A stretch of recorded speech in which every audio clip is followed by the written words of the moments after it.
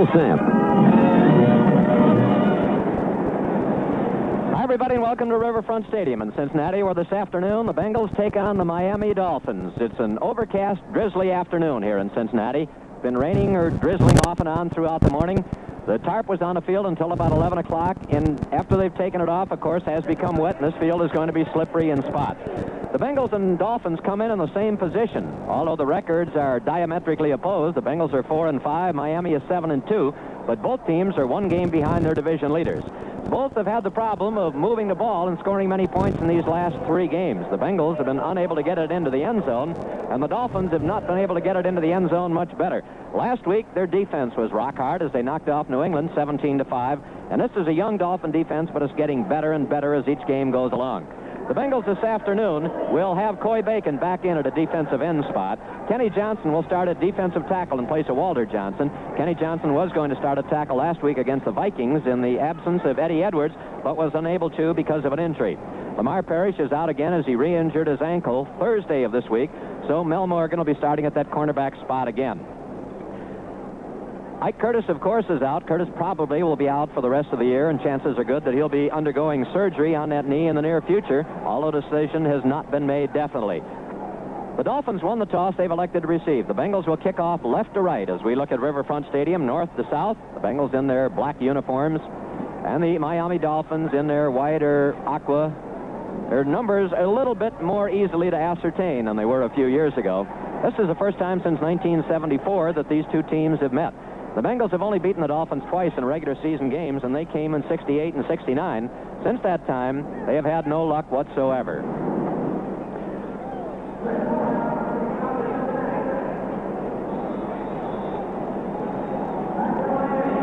Terry Anderson and Gary Davis are the deep men. There's Barr's kick. It sails over toward the far side. Intended receiver slips, and it goes back into the end zone, and Terry Anderson will down it there. So we had the first slip of the game right on the opening kickoff. Anderson getting set to field that kickoff. Slipped, and it bounced over his head and was downed. It'll come out to the 20. Bob Greasy is the quarterback. At the running back spots, they have Gary Davis and Leroy Harris. They have the wide men split out on both sides. Greasy hands off, coming on the left side, cutting in up to the 25, breaking away at the 27, 28, and all the way up to the 30 comes Leroy Harris. Harris, a rookie, comes from Park State. And we have a Bengal player down on the ground and injured right here on the first play of the afternoon. Down at the 25-yard line, it's Marvin Cobb, who injured a knee last week, and the Bengals, through injuries to this defensive unit, are very, very thin indeed. So Jerry Anderson, the rookie, goes in as Marvin Cobb is still down on his knees at the 25-yard line. Gary Davis, a second-year man from Cal Poly at San Luis Obispo, is one running back, and Leroy Harris, the rookie, is the other. Benny Malone is their leading rusher, but Malone has really had problems here in the last few games. He's been fumbling the ball, hasn't gained many yards. And Norm Buloff, the other starting running back, is troubled by a hamstring. Big Boo has had injuries throughout his career. So Marvin Cobb is up on his feet now. Dr. Ballou and Mar Pollins accompany him to the sidelines as he walks under his own power. So on the first play, the Dolphins pick up about 9 yards and have a 2nd and 1 out at the 29. They have Nat Moore and Duriel Harris as the wide receivers. Andre Tillman is the tight end. We'll set the offensive line for you in a moment. Everybody is tight. The backs are in an eye in a short yardage situation. Nat Moore goes in motion on a flanker out to the right. Greasy hands it off into the right side, breaking out of the 35. A fumble, and the Bengals have picked it up. Kenny Riley loses the ball as it was lateraled, and now the Bengals, I believe, have recovered at about the 44. Let's see who's there. They do. Somebody had recovered that ball and tried to lateral it back to Ken Riley. It was either Reggie Williams or Burley. Reggie Williams recovered the ball and tried to lateral it to Riley, and it got away from Riley. And somebody recovered it right in front of the Bengals bench, I believe Burley, down at about the Miami Dolphin 44-yard line. So we have a real scramble on that play, as there was good yardage picked up by the Dolphins before they lost the ball. That's the kind of fill that'll give the old coach heart failure since it happens right in front of him. All right, the Bengals at the Dolphin 44 with the 1st and 10. Anderson hands off into the right side, breaking out his booby down to the 40, 35, down to the 30. Archie Griffin, rather, at the 25-yard line. And Archie picking up 19 yards on a gallop. Went into the right side. There was no hole there. Griffin starting after being out the last couple of weeks, then cut to the right side and got all the way down to the 25-yard line. In the last game that Griffin started, he carried the ball 10 times and had a -3 yards. But he ripped off 19 from scrimmage on the first play this afternoon. Finally hauled down back in the secondary by a couple of men. McAnally and Brooks are the wide receivers. Booby Clark and Archie Griffin are the running backs. Kenny Anderson is the quarterback. Bengals with the first down at the Dolphin 25. Now Griffin goes in motion. Handoff. Clark in over left tackle. Gets a couple of yards, and then he's slammed down by A.J. Dewey, along with Bob Matheson, one of the inside linebackers. Thrown back, but he picked up a couple of yards on the play. Bob Baumauer is the nose tackle. A.J. Dewey and Vern Den Herter are the ends. They play the 3-4, of course. Kim Camper and Larry Gordon are the outside linebackers, with Steve Toll, the leading tackler on the team, and Bob Matheson in the middle. Norris Thomas and Curtis Johnson are the cornerbacks. Tim Foley is the strong safety, and Vern Robertson, a first-year man, substituting for the injured Charlie Babb, is the free safety. The Bengals with a 2nd and 8 at the Dolphin 23. Brooks and McAnally split on opposite sides. Anderson back to pass. Going to have to throw. Now he goes down at the 32-yard line. The blitz was on. Coming from the left side was Kim Camper, and he got him around the shoulder pads and dropped him back at about the 32-yard line just as Anderson tried to scramble up. So the blitz coming off the 3-4 results in Anderson being sacked on the first attempted pass of the afternoon, and that is the 24th time that Bengal quarterbacks have been nailed this year. It's a loss of 3. Now it becomes 3rd and 11 at the 31. That 3-4, as Archie pointed out on the pregame show, is tough to run against. And with those 4 linebackers, you never know what direction that blitz might come from. It can come from any direction. It can be very, very bad. Cornerbacks off the line of scrimmage. Brooks right, McAnally left. Again back to throw is Anderson. Now he's forced to run. Fires out, a dive and a catch at about the 29-yard line out in the right flat. It was Booby Clark who came off into the right flat, only a couple of yards upfield. He caught the ball and slipped, and a flag is down on a play. We're going to have a penalty against the Miami Dolphins. Pat Haggerty is the referee this afternoon. Al Conway, Walt Peters, Bob Beeks, Jim Poole, and Bob Lewis are the other officials in Pat Haggerty's crew, and they're moving the ball all the way down to the 15-yard line. Oh, watch Pat Haggerty, and we'll get the call from him, and you probably can pick it up. It's roughing a passer, a late hit called against the Miami Dolphins, and the 15-yard walk-off gives the Bengals a first down all the way down at the 15-yard line. So a big break for the Bengals, and the Dolphins have not been a heavily penalized team throughout the year. They have had only 36 penalties called on them up to this point. That is an average of just 4 a game. But they got a late hit on Anderson right there, and the Bengals have a first down at the Dolphin 15. Across the front, the Bengals have Mays and Holland. Bob Johnson is the center, Dave Lapham the right guard, and Shinners and Bujnak alternated left guard. Wide men split both sides. The backs are in an eye. Handoff Griffin, bursts in over the left side. Archie down to about the 10-yard line. Booby Clark led the way into the hole. Griffin followed him right in over left guard. Finally dropped down at the 10-yard line. Bob Baumauer, the nose tackle, and a couple of others in there to make the stop, but not until Griffin had wheeled off 5 yards. And the Bengals will have a 2nd and 5 at the Dolphin 10. There's no score. The Dolphins took the opening kickoff. They fumbled, was recovered by Reggie Williams, and a lateral went awry, but the Bengals finally fell on a ball back at the 44 and started from there. McAnally goes left, Brooks comes right. Now Norris Thomas comes right up the line of scrimmage. Archie Griffin goes in motion off the left side. It's a pitch. Around the left side is Clark, and he is hit. Gets away, gets a couple of yards. He was hit first by A.J. Dewey, the right end, and he slowed him up. But he couldn't bring him down all the way, and Clark went in, picked up about 2 yards, perhaps down to the 8-yard line, before he was finally hauled down. So at the 8-yard line now, it becomes 3rd and 3. Shinners comes out, Bujnak comes in with a play. Big 3rd down play for the Bengals, who are at the Dolphins' 8-yard line. No score. We played just a little over 3 minutes in this game.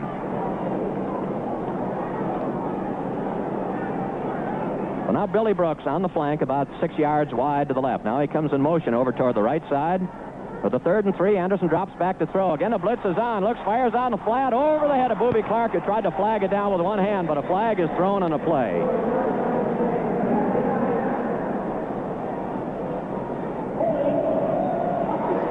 It's going to be a holding penalty against the Cincinnati Bengals. Pat Haggerty is not giving the number.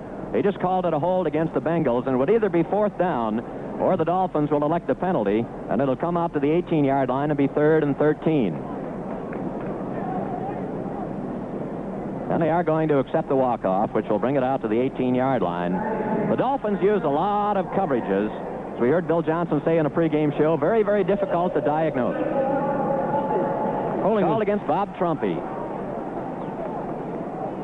So Trumpy, number 84, is guilty of the hold. And the Bengals have a 3rd and 13 now at the Dolphin 18-yard line.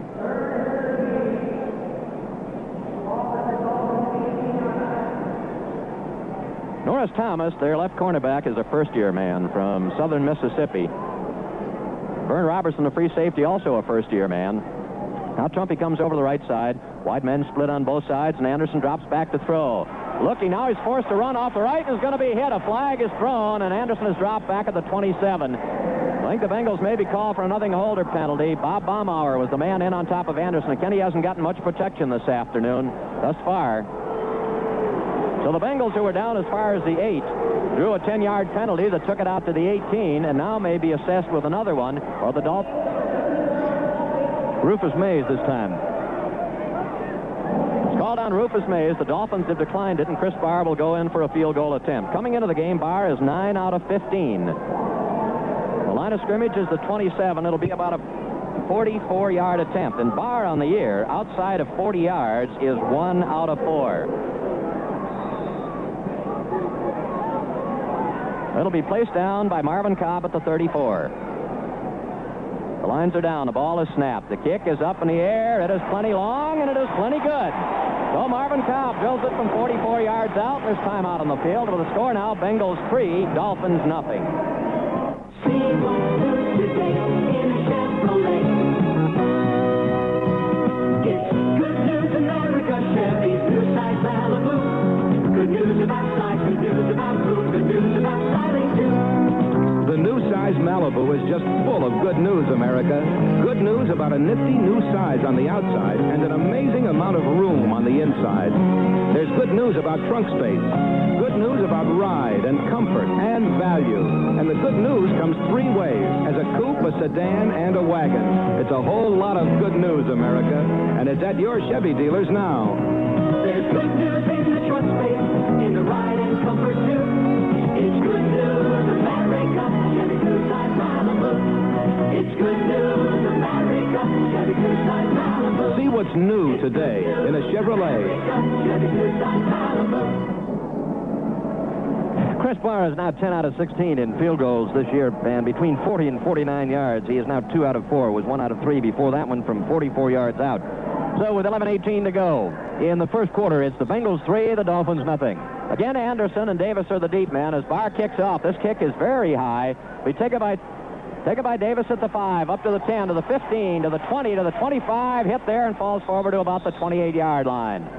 He was nailed by Glenn Cameron, who hit him at the 25, and he kind of slithered off the tackle and fell out to the 27-yard line. So that's where the Dolphins will start out for the second time this afternoon on offense. They fumbled on the first series and set up the Bengal field goal. Marvin Cobb is back in the Bengal secondary now after being shaken up in that first series, so it's Morgan Riley, Casanova, and Cobb back deep. They have Duriel Harris and Nat Moore. They're 2 scooting wide receivers. Split wide, and the backs are in an eye. Hand off to the second man, bursts up over the middle, crosses the 30, gets to about the 33. Gary Davis on that trap straight up the middle, knocked down by Reggie Williams, the right side linebacker, but not until he'd gained about 6 yards on the play. Gary Davis has run the ball pretty well for the Miami Dolphins, although the figures do not show that. He's averaged only 2 9/10 yards per try on 54. And Leroy Harris coming into this game had only carried 17 times. Malone and Bulash are the normal starters, but neither one is starting. Dolphins with a 2nd and 4 out at their 33-yard line. Backs offset now to the left. Greasy goes back to throw. Flag is down. Fires upfield. At midfield, it's caught. Riley drags down the man immediately, Duriel Harris. Leva Bengal came across the line of scrimmage too quickly. Wilson Whitley tried to pop in and couldn't get back. Duriel Harris downfield did that hook about 15 yards downfield toward the inside. Riley. It is against the Bengals. It's declined, and the Dolphins have a first down on Greasy's first pass of the afternoon right at midfield.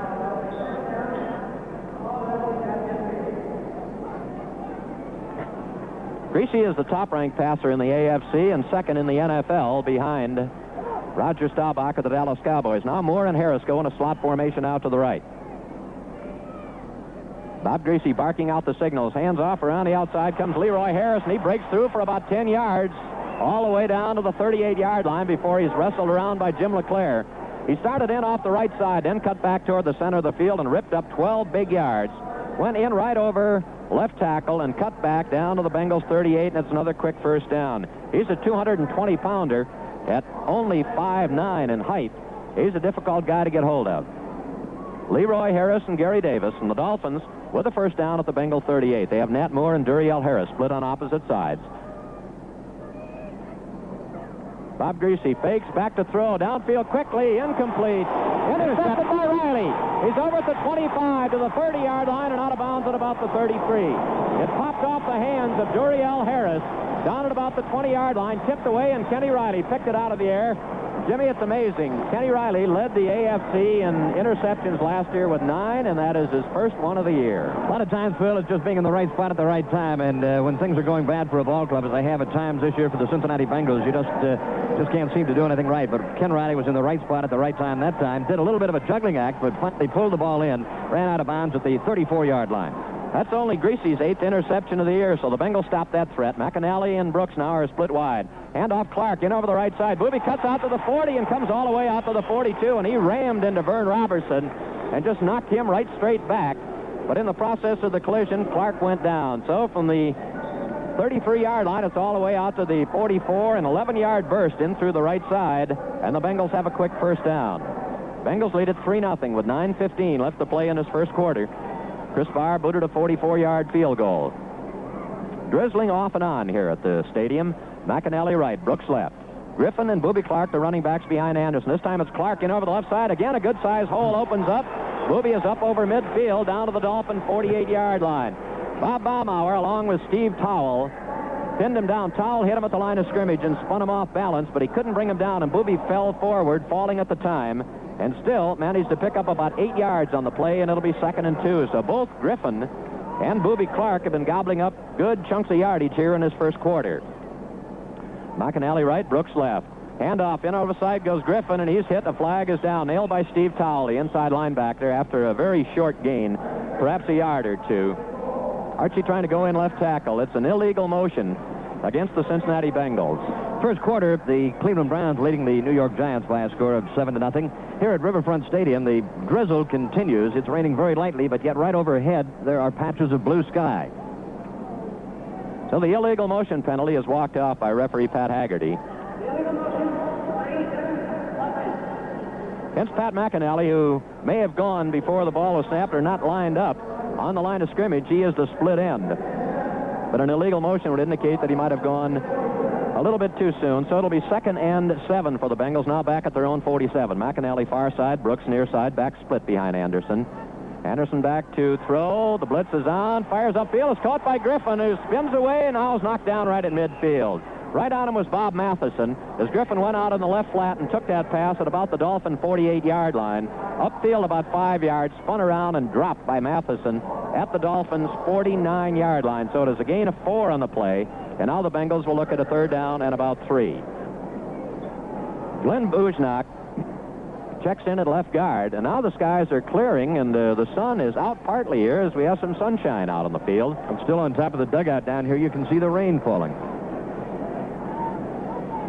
3rd and 3 at the Dolphin 49. McAnally and Brooks on opposite sides. Back to throw. Anderson will have to hurry. Blindsided and hit and nailed by Bob Matheson. And Anderson really hit hard. Nobody picked up Matheson at all. He just stormed right in on top of Anderson. One of the backs did not pick him up at all, and he just blew right on by and nailed Anderson from the back. He never saw him coming. So Anderson is sacked for the 2nd time this afternoon. Back at the Bengals 41, a loss of 8, and McAnally will have to boot it. Anderson is a little bit groggy as he comes over to the sideline. He really got blindsided, but good. So there are 3 safeties back for the Miami Dolphins.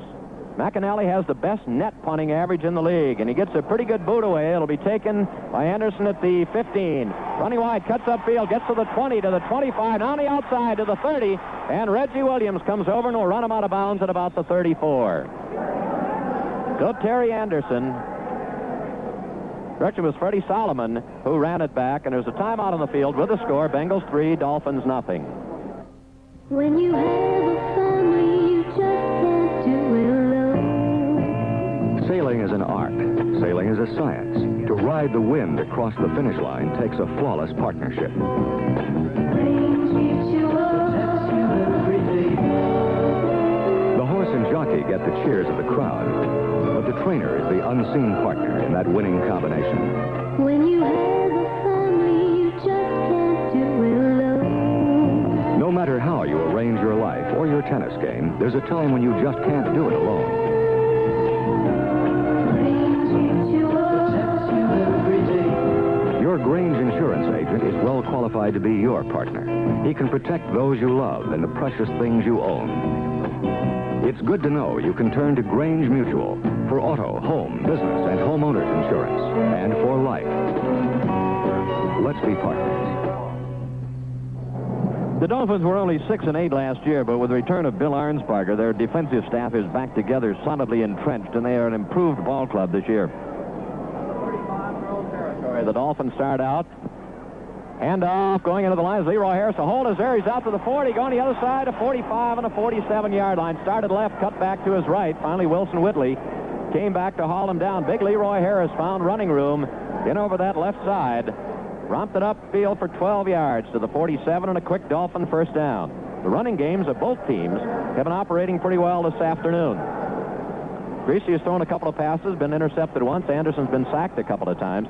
Nat Moore and Duriel Harris split on opposite sides. The Dolphins now out at their own 47.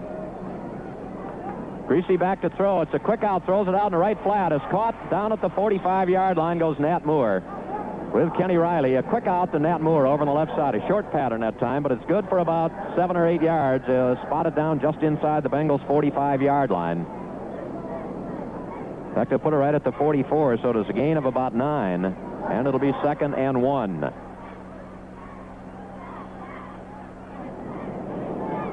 They go tight right side now. Duriel Harris split left. When Freddie Solomon was healthy, they played the 3 running backs a number of times, or wide receivers. Into the line goes Leroy Harris, and he plunges down inside the 40 to about the 39 in the grasp of Wilson Whitley. Kenny Johnson is playing the left tackle spot.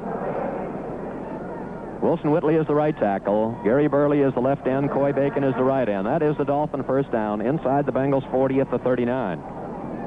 Bengals lead it 3-0 and Chris Barr's 44-yard field goal. Now Harris and Moore in a slot formation to the right. Greasy barking out the signals. Handoff, Leroy Harris hit behind the line of scrimmage by Bo Harris before he ever got going. Harris was blitzing in. Bo Harris hit Leroy Harris, and the Harris boys met there, and the loser was Leroy of the Dolphins. He may have slipped a little bit as he started out, but Bo Harris just came in from the left side linebacking spot and dropped him for a loss of 2 yards back to the 42. Phil pointed out Harris is not that big. He's only 5'9", but he weighs 220 pounds. As a senior at Arkansas State, he led the nation, averaging 7 yards per carry.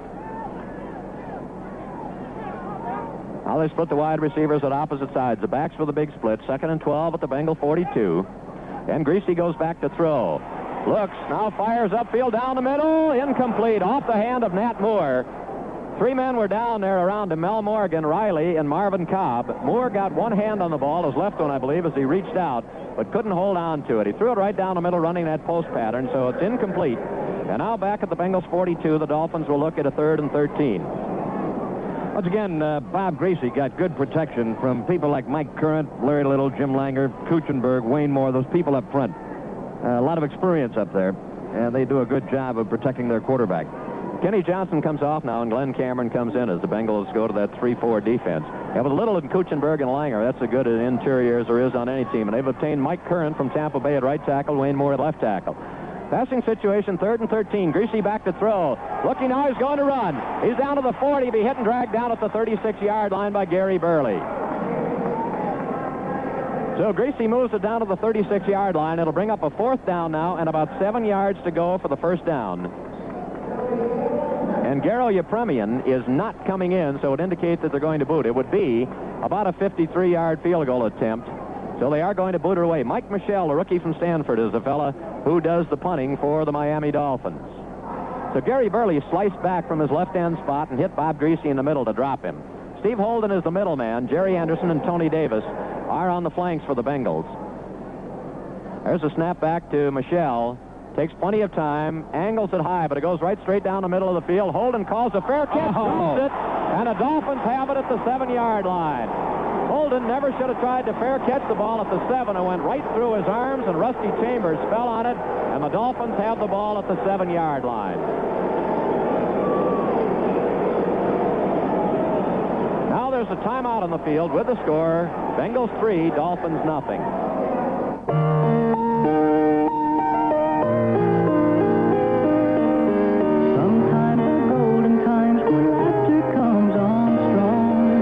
When friends are close together, just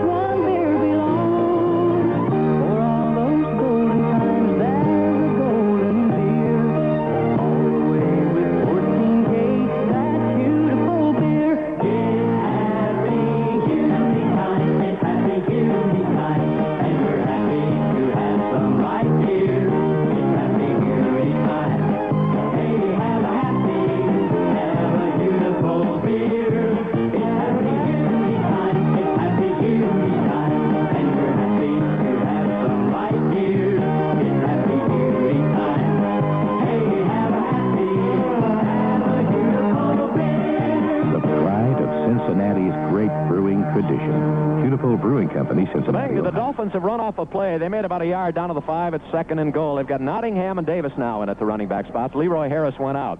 Greasy goes back to throw. Looks, fires up. Touchdown on a quick cross to Nat Moore.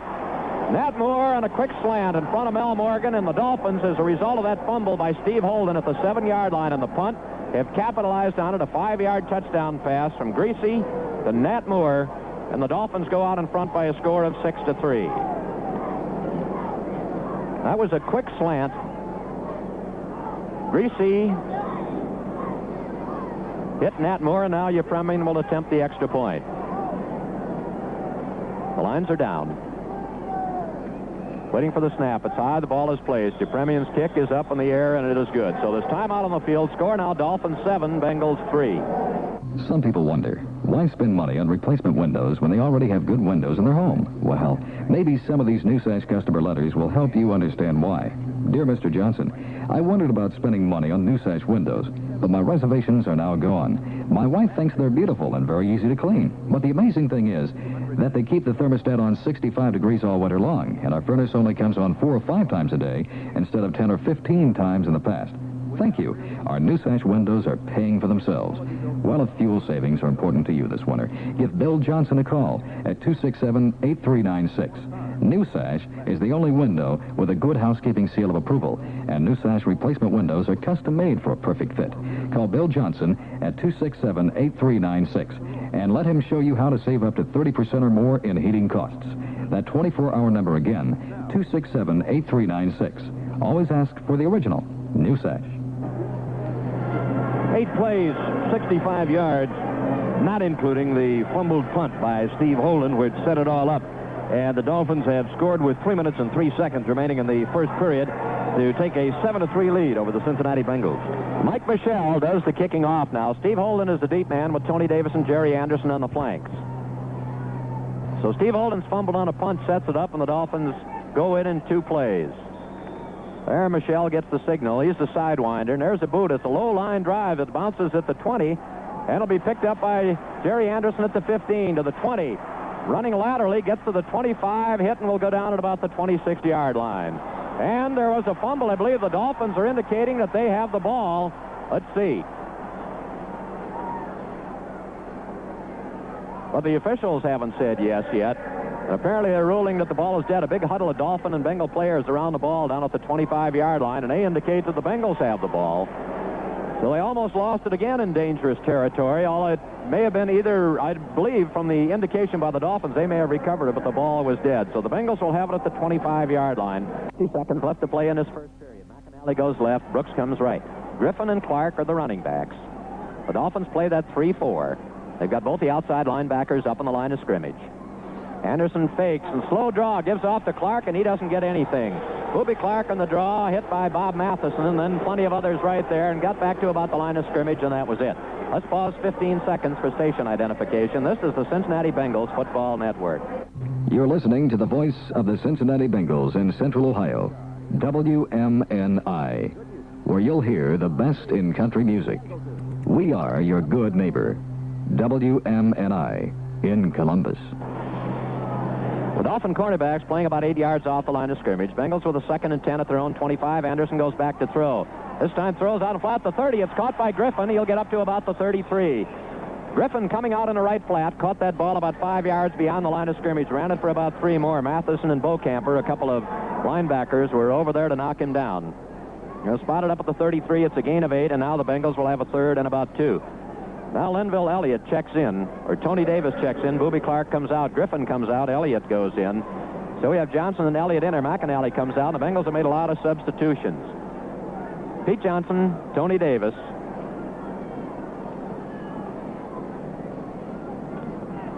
Bengals with a 3rd and actually about 1.5. Handoff into the line. Tony Davis fights his way up and gets the first down over the 35. He was hit right at the line of scrimmage, but spun off the tackler. And Tony moved it ahead to the 37 and has the first down. So now about 3-4 men go back in. Mike Cobb was in the block on that short yardage situation. Griffin and Clark are back in. Davis picked up the first down up at the 37. Good second effort that time by Tony Davis, and really he runs about as hard as anybody you'll find. He's averaging almost a little better than 5.5 yards a carry. We're into the final minute of the first quarter. Dolphins lead at 7-3. McAnally and Brooks split on opposite sides. Anderson back to throw. Quick fires out in the flat. Is caught. McAnally out of bounds at the 44. Quick out right side to McAnally. Over on the coverage was Norris Thomas, but he was well back off the line of scrimmage. So that quick out is good for about 7 out to the 44. And the Bengals now have a 2nd and 3. Clock is stopped with 50 seconds remaining in the first quarter as McAnally went out of bounds after making a catch. Bujnak and Shinners are alternating, bringing in the plays. Billy Brooks caught 7 last week, including that one for 94, and that's the longest one in the history of the AFC. Backs are in an eye. Goes to the second man. Griffin cuts in over the left side, vaults his way forward, and Archie leaps the heap to about the 49 and has the first down, getting about 5 yards on the play, going in over the left side behind Glenn Bujnak and Rufus Mays. They're going to spot it between the 48 and the 49, and it is a Bengal first down. Archie, a very intense and very dedicated young man this afternoon after not starting the last couple of weeks, plus the fact that somebody had started a vicious rumor this last week that Archie had asked to be traded, which was absolutely false. So he feels that he has something to prove, mainly to himself this afternoon. Clock is running, 15 seconds left in the quarter. Bengals out at their own 49. Hand off again to Griffin. Archie in over the right side to 45 and down to the Dolphin 43 before Bo Camper, along with Steve Toll and Tim Foley, the strong safety, can haul him down. And we're down to the end of the first quarter now, and there it is. So that's the end of the quarter. With the score, Dolphins 7, Bengals 3.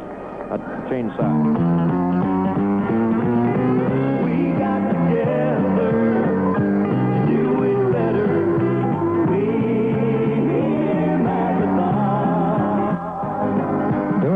The only way Marathon knows how to do it. And we like doing business with folks who feel the same way. That's why Marathon does business with the guy known as the Marathon Man, your Marathon dealer, because he does feel exactly the same way. Anybody can pump the gas and check the oil, but giving service and treating folks like something special, well, that takes a whole lot more. And what it takes is a Marathon Man. Get together with your Marathon Man. He aims to do it better, and he will. We got together.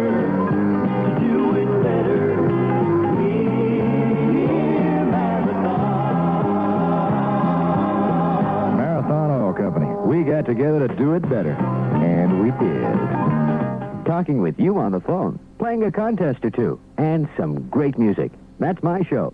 Tuesday night from 6 to midnight. This is Pat Rogers. This is the voice of the Cincinnati Bengals in Central Ohio, WMNI, where you'll hear Don Bowman counting down the biggest country hits on American Country Countdown after today's game on WMNI, Columbus. Bengals trail it by a score of 7-3 as we start the second quarter. Archie Griffin is averaging a little better than 9 yards per carry. He's carried 4 times for 37 yards. Boobie Clark has carried 5 times for 22 yards, and Kenny Anderson is 3 out of 3 for 35 yards passing. 2 other scores in the first period. The New England Patriots lead the Buffalo Bills 3-0, and in New York, the Browns lead the Giants 7-0. So as we open up the second quarter, the Bengals have a first down at the Dolphin 43. Brooks and McAnally split on opposite sides. Anderson handoff. Clark in over left tackle. Boobie gets about 2 yards before he stopped standing up and then shoved back. Bob Baumauer, the nose tackle, one of the men in on the stop, along with Kim Bocamper, the left side linebacker. Before he was shoved back, Clark made it down to the 41 for a pickup of 2, and it becomes 2nd and 8. The Dolphins lead at 7-3. They were set up by the fumble by Steve Holden.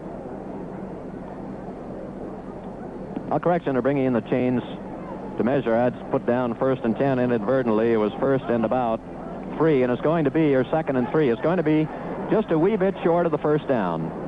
And the Bengals put their short yardage team in, including Mike Cobb, the tight end. Tony Davis and Pete Johnson go in, and Clark and Archie Griffin come out. The ball is exactly at the Dolphin 41.5-yard line. It'll be 3rd and 1. So the Dolphins now put 6 men up on the line of scrimmage. Actually, about 7 right up there close to Anderson on a keeper. Fights his way forward. He's disappeared, but I believe he has the first down. Kenny Anderson on a keeper. Just took the snap and went right straight ahead. Got it to the 40-yard line, and it is a first down. So the Bengals keep it alive. They started back at their own 26-yard line. And have moved it now down to the Dolphin 40 and have the first down. So the Bengals make the substitutions, go back to Griffin and Clark in the backfield. Brooks goes out to the right. McAnally comes left. The Dolphin cornerbacks all afternoon have been about 8 yards off that line of scrimmage, and they are again now. Anderson fakes, goes back to throw. Now he's going to run. Comes up to the 40, hit from behind, and gets to about the 33-yard line. Steve Towle hit him from head on. He was in the grasp of Bob Baumauer, the nose tackle. Steve Toll rammed a shoulder in him. Flag was thrown. I believe it is going to cost the Dolphins perhaps 15 yards. Steve Toll hit Anderson as he was falling. They said he was on the ground. It'll be a late hit, a personal foul, and it'll move the ball 15 yards all the way down to the Dolphin 18-yard line. Good call to the officials because it definitely was a late hit. And a spearing-type hit.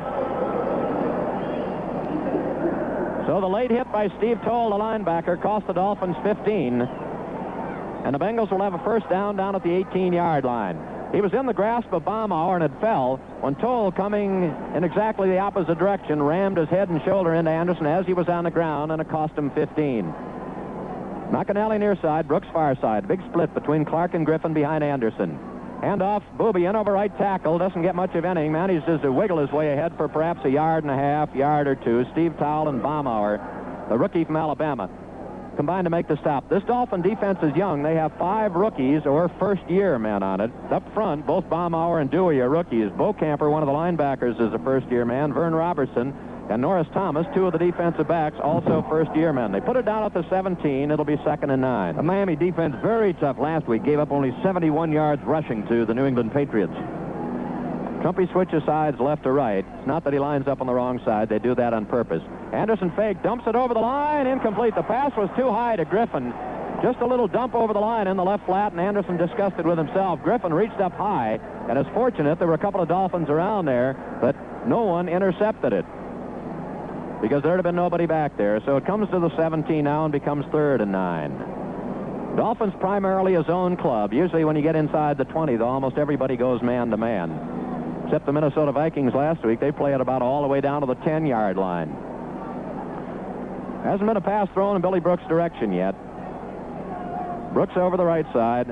On the near side is McAnally. The back's in a wide split. Anderson on a keeper right down to the 15, to the 10, to the 5. Touchdown! Kenny Anderson on a keeper. They really split the middle of the line, and Anderson ran 17 yards for a touchdown. Big blocking by Bob Johnson and Dave Lapham in the middle, and the rush really came from the outside, and the Bengals really caught him napping with that call. Anderson 17 yards on a keeper, and the Bengals go out in front by a score of 9-7. Kenny Anderson just tiptoeing his way all the way through there, picking his steps very carefully. That hole opened up, and you could have taken half of this stadium right straight through it. So Byer will attempt the extra point. Marvin Cobb will hold. Ball is placed down. The kick is away, and it is good. So there's timeout on the field with a score now, Bengals 10, Dolphins 7. The watchword in computers today is flexibility. Interactive Information Systems, commonly known as IIS, offers companies, corporations, and government agencies expertise and flexibility in computer systems. IIS offers you the capabilities from fixed-cost time sharing to your own deck computer. IIS has innovative systems for distributors and manufacturers that increase productivity and save time and money. Let IIS assist you in solving business problems by analyzing your existing management methods and procedures. After careful study, IIS will design a fully operational and people-oriented program to fit your company. IIS offers computer solutions for business. In Central Ohio, call 224-0380. Interactive Information Systems, 370 South 5th Street, Columbus. IIS. Scored running. It puts the Bengals out on top 10-7. The Bengals traveled 74 yards in 12 plays, and with a 3rd and 9 at the 17, what appeared to be a passing down, the Bengals completely surprised the Miami Dolphins. Anderson keeping the ball on a play that it was called that way, and he went 17 yards for the touchdown. So the Bengals, who have had trouble getting the ball in the end zone, do it. As Barr advances on the ball, there's the kick. It's Anderson and Davis over the far side. It'll be taken by Davis at the 10. Up to the 15, to the 20, to the 25, comes to the 30. On the near side of the 35, slips and goes down. Will be pinned down at the 37. Gary Davis ran off to the left, then cut all the way back across the field, and Willie Shelby finally pinned him down at about the 33-yard line. Mike Wells, who is the third-string quarterback, is playing on the kickoff and kickoff return teams for the Bengals. Mike was saying during the week, of course, it's a rarity having a quarterback on special teams. But he's 6'4" and about 230 and big enough to do the job. The ball is at the Dolphin 38-yard line, so it's a 28-yard return. Benny Malone is now in at halfback.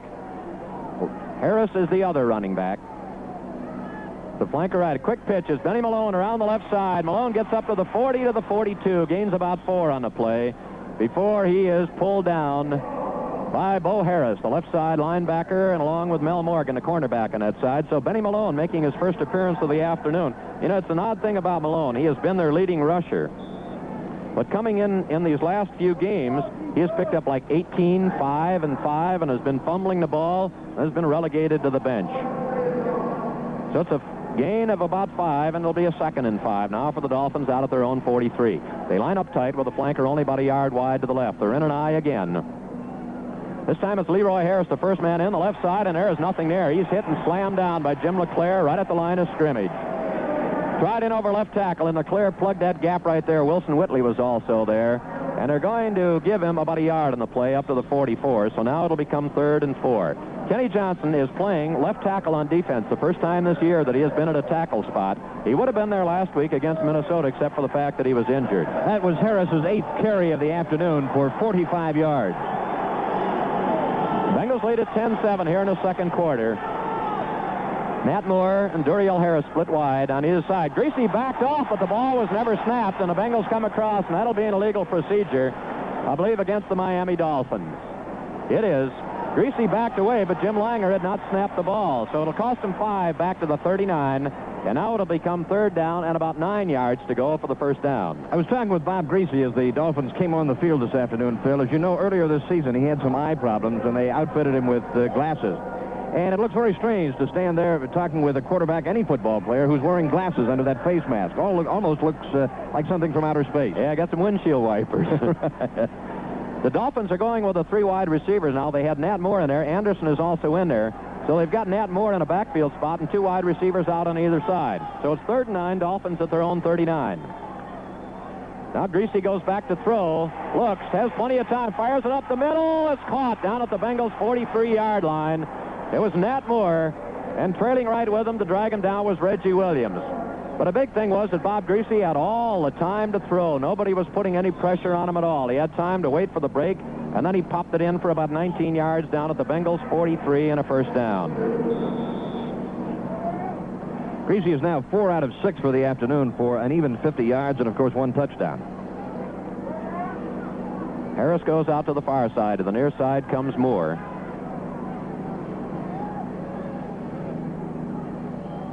Bob Greasy, the quarterback, hands off. Around the left side goes Harris. He's at the 45, down to the 40. He'll be dragged down at about the 38-yard line, running on the far side of the field. May have lost the ball over there. A Bengal dived in late. They wanted a late hit, but they're not getting it. LeClaire was over there on the stop, and he had help from others, but not until there was a gain by Leroy Harris running wide left to about the 37-yard line. They're going to put it down, so it's a 6-yard pickup. And the Dolphins have a 2nd and 4. Bengals lead at 10-7 here, and we have 10 minutes left to play in this first half. There was good penetration that time by defensive right end Coy Bacon. He came in and just almost got a hand on the ball carrier. Had he been able to slow him down a little bit, he might have held that to a lesser game, but he almost got him. Fine offensive line for these Dolphins with Current, Moore, Kuchenberg, Little, and Langer. Slot formation to the right. Back behind the line of scrimmage to Nat Moore. Now Nat is looking to pass. Fake, comes up to the 40, down the sidelines, will be knocked out of bounds at about the 31. A flag is down on the play. Moore backed up about 4 yards behind the line of scrimmage, took the lateral from Greasy, although, of course, he passed the ball. And then Moore faked as though he wanted to go downfield to Duriel Harris. And a penalty is going to be against the Cincinnati Bengals. So the Dolphins, let's see if they accept the play or take the penalty. Here's run out of bounds at the 31, which was enough for the first down.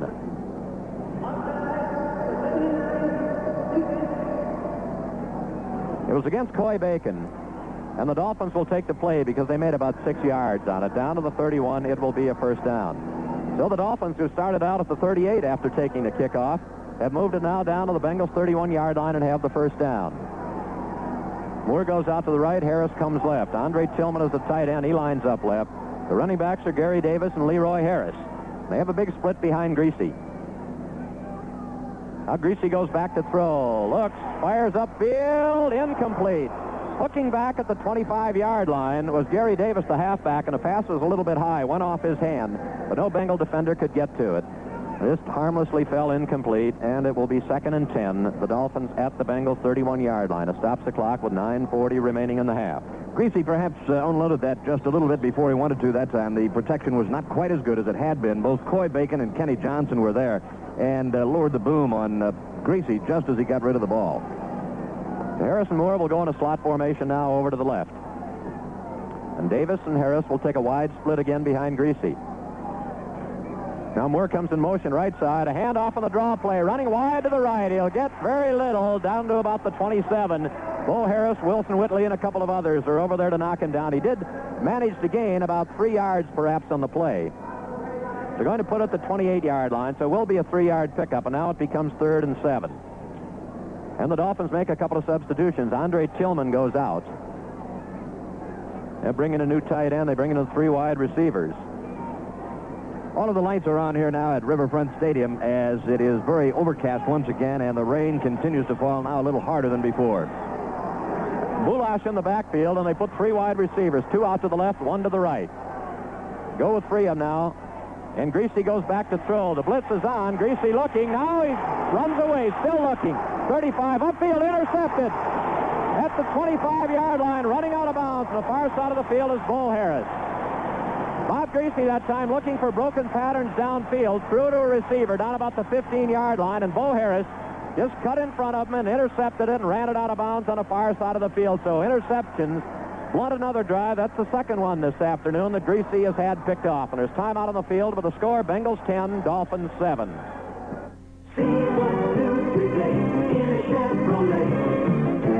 Last year, Chevrolet introduced a whole new kind of 6-passenger car, the beautiful new Chevrolet Caprice. And like hot dogs and apple pie, America is eating it up. Now that's more like it. More like it. Compared to the 76 full-size Chevrolet, this crisp new kind of Chevy arrived on the scene with more headroom, more rear seat legroom, more trunk room, more corrosion fighters, more ease of maintenance, and more. More like it. More like it. With all that going for it, the new Chevrolet quickly became the best-selling car in America. Now entering its second year, it's still one of the newest new cars around. See and drive the car that has America shouting more, the beautiful new Chevrolet Caprice. Now that's more like it. That's much more like it. The new Chevrolet. See what's new today in a Chevrolet.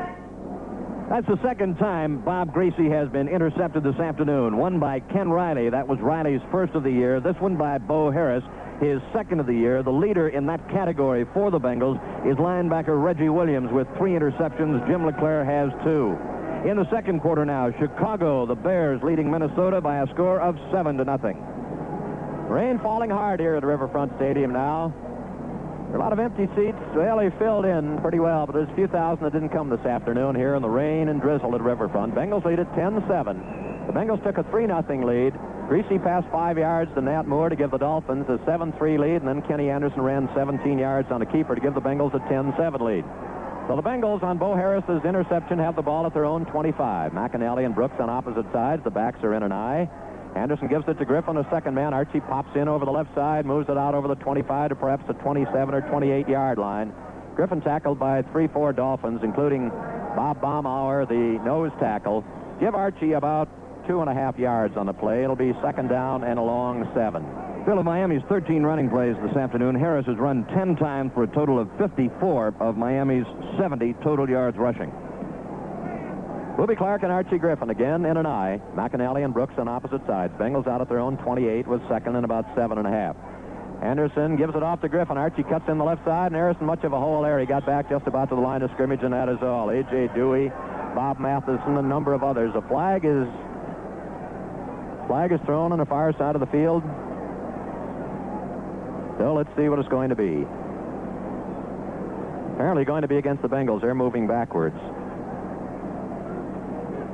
Well, we haven't had a signal yet from referee Pat Haggerty. It is a personal foul. Knocked down on the far side of the field was Norris Thomas, Billy Brooks. They've run into him over there, but it's going to cost the Bengals half the distance to the goal line. John McDaniel has gone in now to replace Pat McInally. Rain really coming down hard here at Riverfront now. Umbrellas all over the place. Half the distance to the goal line. We'll move it back to the 13.5-yard line as Pat Haggerty counts 1, 2, 3 and finds down where to put the ball out from the 10. Now it'll become second down. Brooks leveled Norris Thomas over there. At least Thomas was down in front of the Dolphins bench. So it'll be second down and just over 20 to go. The Bengals back at their own 14-yard line. And it's raining harder now than it has rained all day. Bengals lead at 10-7. Brooks right side. Left side comes McDaniel. Backs in an eye with Griffin, the deep man. Booby Clark, the short man. Hand off to Archie up the middle. Wiggles his way up over the 15 to perhaps the 17 or 18-yard line. A lot of Dolphins, including Bo Camper and Dewey and Matheson, gather around him there and combine to haul him down, but Archie moves it out for about 3.5 or 4 yards. And at the 18-yard line, it'll be third down now, and still about 15 yards to go for the first down. Dick Anderson is in at safety now for the Miami Dolphins. He has replaced Tim Foley. Of course, Anderson and Jake Scott, safeties on that team. Pass set out the right is to Clark. Booby comes out the 15 to the 20, the 25, and goes down hard at the 29-yard line. Little swing pass out to the right, and Clark got up a good head of steam. Or Dick Anderson came up to knock him down. It's short of what was needed for the first down by about 5 or 6 yards, and McInally will go in to boot it away. Now Dick Anderson drops back as one of the safety men, along with the Freddie Solomon, who has not played because of a hamstring, except on these special teams. So the line of scrimmage, the Bengals' 30-yard line. McInally set to boot.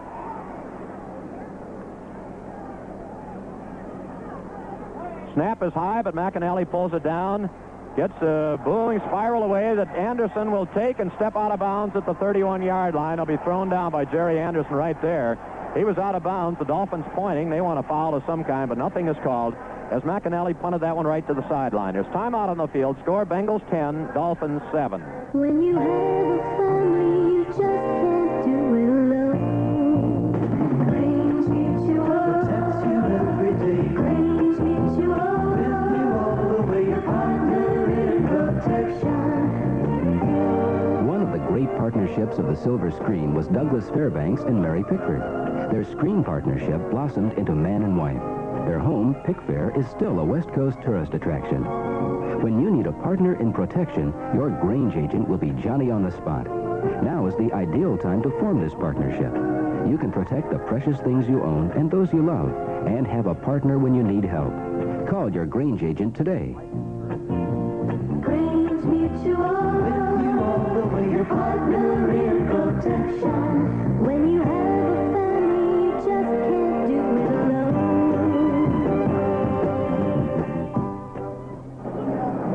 It's like the monsoon season in Kuala Lumpur, Malaysia here this afternoon. That rain coming down very hard right now.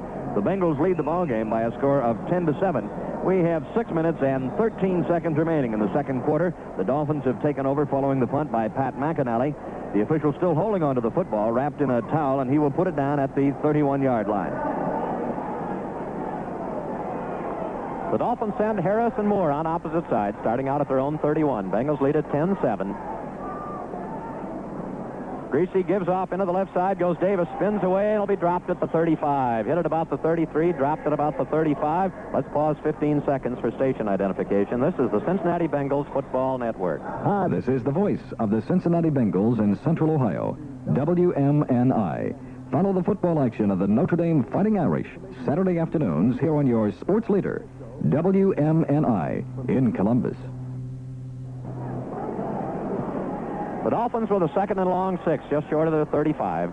Harris and Moore on opposite sides. Davis and Harris, the running backs. Greasy gives on a handoff, all up the middle, comes up to the 40, to the 44-yard line. A big running back, Leroy Harris. Gary Burley finally corralled him down. Marvin Cobb had to come up from the secondary to help out. Bo Harris was also there, but the Dolphins pick up a first down on one run by Davis and one by Harris. They moved it ahead for 13 yards. There was a trap on the left side of the line, and a good-sized hole opened up. And Harris, 220 pounds, ripped his way through. 5:05 left to play in the first half. Back split behind Greasy, wide men on opposite sides of the field. Bengals lead at 10-7. Greasy back to throw. Quick, fires a quick slant, incomplete, down at the 42-yard line, intended for Duriel Harris. The pass was a little bit low and in front of him. Mel Morgan was back there to cover. So was Marvin Cobb, but had the pass been good, he'd have caught it. At the 44, now it becomes 2nd and 10. It stops the clock with 4:55 remaining. The Bengals have a 10-7 lead. Steve Holden's fumble of a punt that was recovered by the Dolphins at the 7-yard line set up their touchdown. The Bengals put together a 76-yard drive with Kenny Anderson going the final 17 on a keeper. The difference in the game right now is Chris Barr's 44-yard field goal. Dolphins 2nd and 10 at their own 44. Greasy again, straight back to throw. Looks, now he's going to run. Is hit and dropped by Gary Burley at the 39.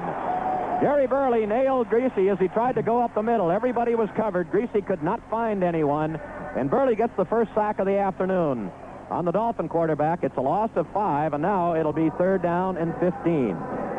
Gary Burley playing some excellent defense this afternoon. He has been all over that football field, and he was Johnny on the spot that time to take a hold of Bob Greasy as lightning and thunder begins to show up here at Riverfront Stadium. And now the rain is really coming down. Well, we may have another Oakland-Houston afternoon here this afternoon because it is pouring down and a lot of the crowd beginning to head for the exit.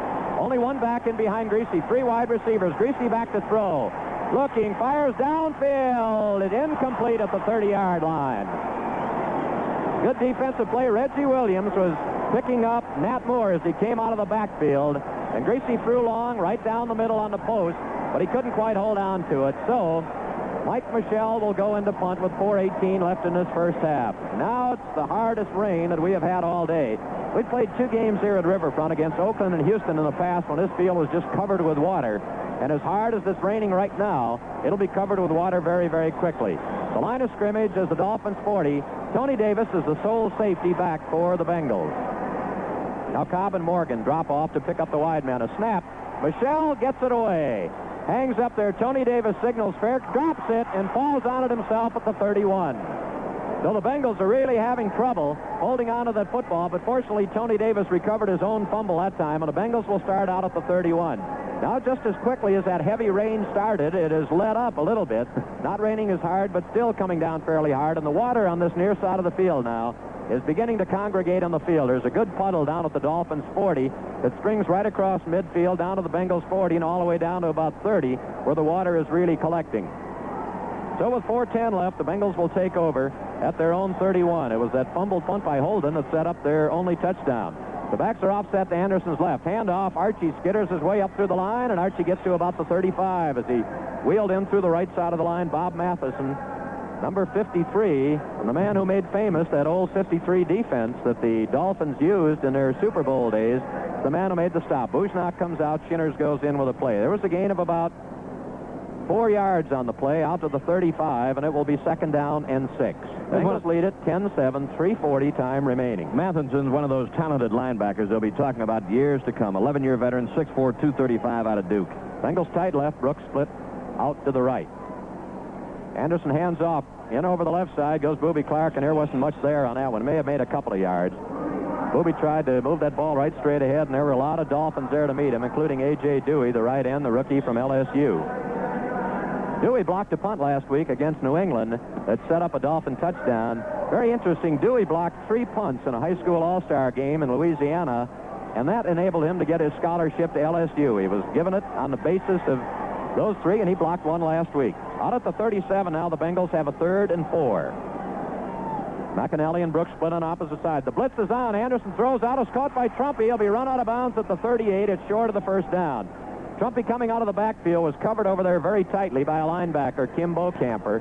And Trumpy is about 1.5 yards short of the first down as he makes his first reception of the afternoon. Now McAnally will have to go in and boot it away. The blitz was on. So Freddie Solomon will be the deep man. Davis and Dick Anderson will be the shallow men. And McAnally has punted twice, 39 and 44.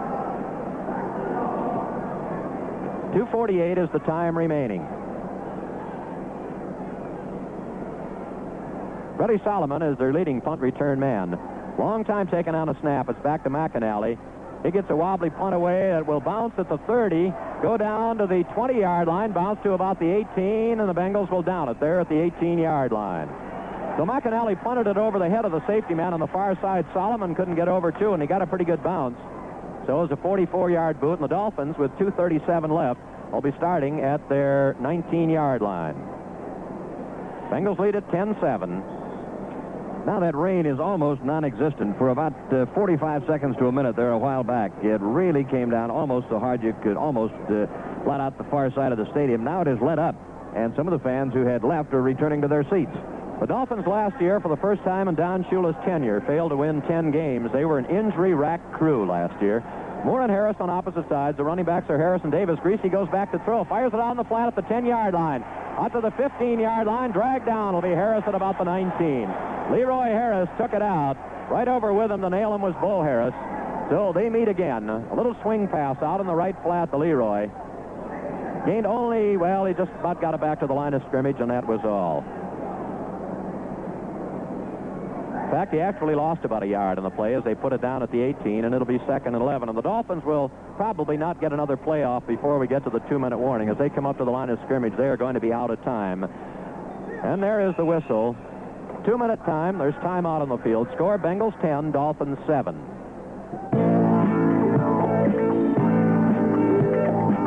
Sometimes the golden times will laughter comes on strong. When friends are close together, just won't be alone. For all those golden times, there's the golden sea. All the way with 14K, that's beautiful beer. It's happy beauty time. It's happy beauty time. And we're happy to have some right here. It's happy beauty time. Hey, have a happy, have a beautiful beer. It's happy beauty time. It's happy beauty time. And we're happy to have some right here. It's happy beauty time. Hey, have a happy, have a beautiful beer. The pride of Cincinnati's great brewing tradition. Beautiful Brewing Company, Cincinnati, Ohio. With 2 minutes remaining in the first half at rain-soaked Riverfront Stadium in Cincinnati, the Cincinnati Bengals lead the Miami Dolphins by a score of 10-7. When time is back in, the Dolphins will have the ball. 2nd down, 11 yards to go at their 18. On their first down play, the pass to Leroy Harris was thrown back for a loss by 1 yard by Bo Harris. And now Greasy, who has been on the sideline talking with head coach Don Shula, returns to the Miami huddle, and we'll see what the Dolphins have planned here for the final 120 seconds. We've only seen Norm Bulash in a couple of plays. Scores back in the 1970 playoffs when he was with Baltimore. He ripped the Bengals good for about 116 yards in that playoff game, but limited in action by a hamstring pull. The Dolphins ready to go. Greasy hands off into the line. Davis, he is hit, but still falls forward to the 20, up to about the 24-yard line. He was hit behind the line of scrimmage and tripped up by Wilson Whitley, but he couldn't be knocked down, and he fell forward and skidded up to about the 24-yard line. So he gets 6 on the play, and now the Dolphins will look at a 3rd and 5. Clock is running. 1:42 is the time, but now the Bengals have called a timeout to stop it right at that 1:42 mark. We see the Giants have tied up the Browns 7-7 in the second quarter.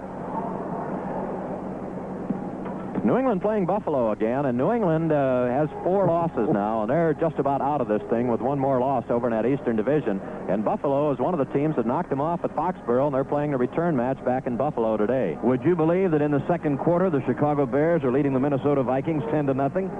That's right. Without Tarkenton, the Bears were favorites in the ball game. So we have the Bengals calling a timeout here, because if they can stop the Dolphins and force them to punt, the Bengals can get the ball back with some time left. Jim LeClaire again comes over to consult on the sideline. I talked with Don Shula Thursday afternoon, and he was saying at the beginning of the year he just didn't know which way to go with this Dolphin ball club because of all the injuries they had last year and all the uncertainties. They lost Reese and Crowder, who are in jail for a year because of that drug charge. But just before they lost them, they had drafted Baumauer and Dewey. They've got Stanfill and Manny Fernandez, who are hurt, and their careers probably are over. The defense has been remolded. 5 rookies are first-year men on it. And they've been getting better and better each week. Now a big play for the Bengals and Dolphins here. The rain has stopped, and the Dolphins have 3rd and 5 at their own 24. A split behind Greasy, and Greasy goes straight back to throw. Looks, going long down the field, incomplete, and a flag is going to be thrown.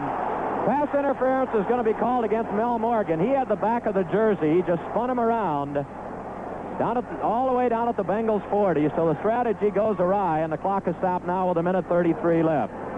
So the defensive pass interference call against Melvin Morgan. Duriel Harris was the intended receiver, and Morgan had him around the jersey and spun him around, but the ball wasn't there. So it'll be spotted at the Bengals 41-yard line.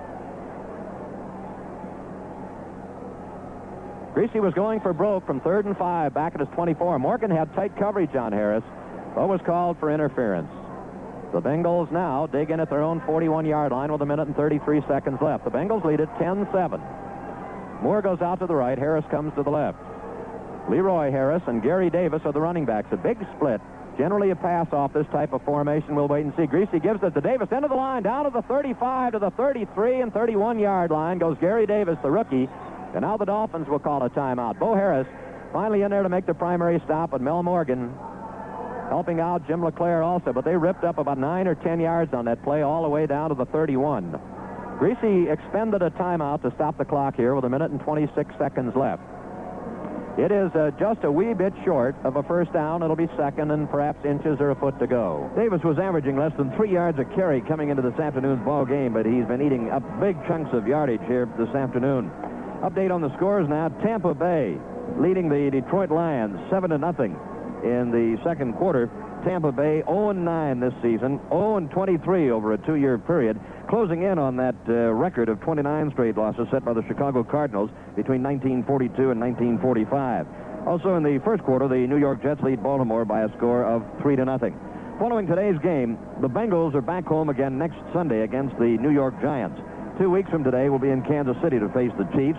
Then that Saturday game back home here with the Pittsburgh Steelers, and then we wind it up at Houston the final week of the season. So now, Norm Bulash has come into the backfield for the Miami Dolphins. Greasy has been over to consult with Don Shula and the coaches on the far side, so they'll have Gary Davis and Bulash in the backfield. The Dolphins have a second down and less than a yard to go at the Bengals 31. The rain has stopped. The umbrellas have been put away here in Riverfront, but the forecast was for showers throughout the afternoon. But we had a dandy that lasted for like maybe 3 or 4 minutes. Moore and Harris split on opposite sides. Bob Greasy, the Dolphin quarterback, goes back to throw on his 2nd and 1. Looks, fires downfield. A slip incomplete down at the 10-yard line. Intended for Nat Moore, who slipped as he did a turn down at about the 10. Riley was back there covering him. So they throw on the 2nd and short 1 situation, 2nd and short yardage situation. Now they'll have 3rd down and about those 2 feet to go. Now Don Nottingham checks in and Norm Bulash checks out of the Miami backfield. And the Dolphins have a 3rd down and those inches or a foot or so to go at the Bengal 31. The incompleted pass stopped the clock at 1:20. Both teams have 2 timeouts remaining. The long pass interference call against Mel Morgan set the Dolphins up in possible scoring territory. Moore and Harris on opposite sides now. It's Nottingham into the middle. Nottingham has the first down as he gets inside the 30 to maybe the 29 or 28 before he's stopped by a number of Bengals over there. And now the Dolphins will call a timeout again. They have the first down inside the Bengals 30. And they have 1 timeout remaining as Bob Greasy goes over the sidelines again to talk with Don Shula. Because of the Bengals wandering around, we can't quite see where the ball is. In fact, it hasn't been put down. The official holding it and wiping it off. It is just inside the 30. We'll call it the 29, and the Dolphins will have the first down there. They'll have 1 timeout remaining and 1:12 left to play in this first half. The Bengals have a 10-7 lead. Coming into this ball game this afternoon, Cincinnati opponents had a combined 1-loss record of 42-39. The Bengals had played 5 teams with winning records, Cleveland twice, Pittsburgh, Denver, and Minnesota, while Miami opponents had a combined 1-loss record of only 34 victories and 47 losses. And Miami has played only 2 teams with winning records, Baltimore and New England. Clock is stopped with 1 minute and 12 seconds remaining.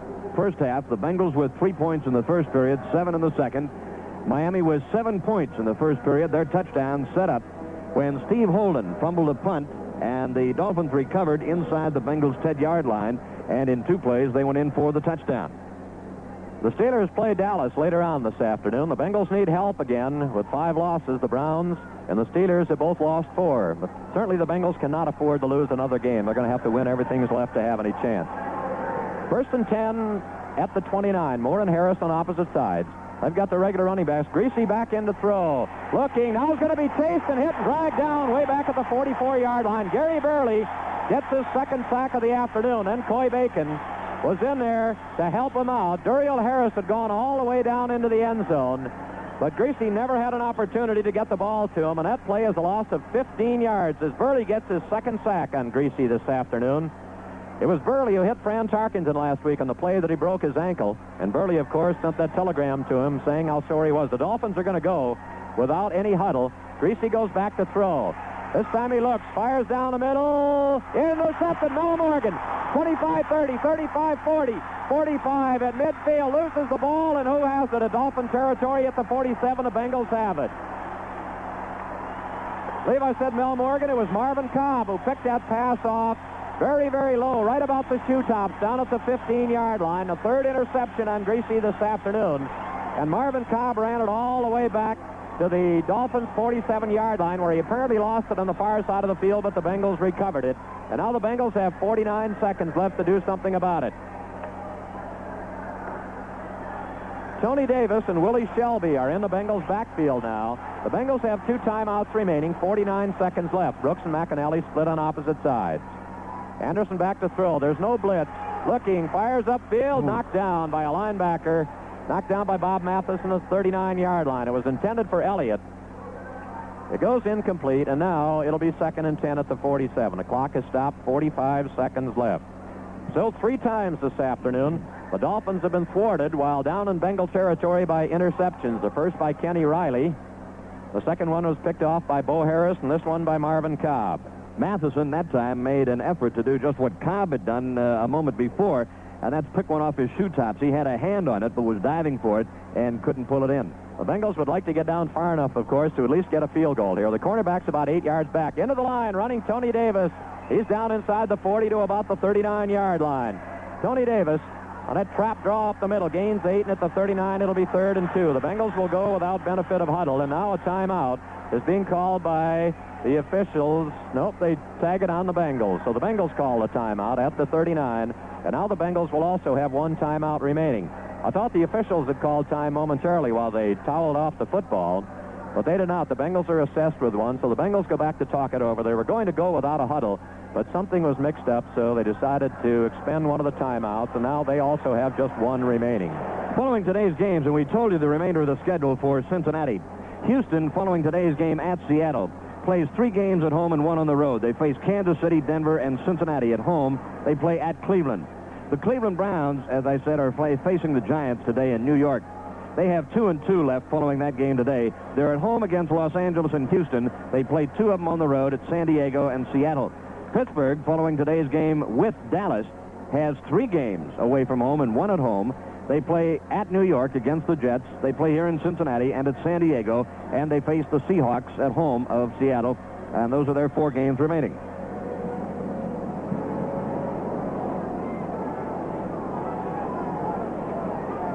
So now the Bengals set to go with a 3rd down and about 2. Anderson back to throw. It's a quick out, incomplete, intended for Brooks, but the pass was behind him at the 35-yard line, and that stops the clock now with 28 seconds remaining. And the Bengals have a 4th down coming up. It'll be 4th down and about 2.5 yards to go for the 1st down. Bengals trying to decide what they want to do. McAnally is in to boot. The crowd doesn't like it, but it's ridiculous to go for a field goal attempt because it would be about 57 yards. So with 28 seconds left, they will boot it. Dick Anderson drops back as the sole safety for the Dolphins.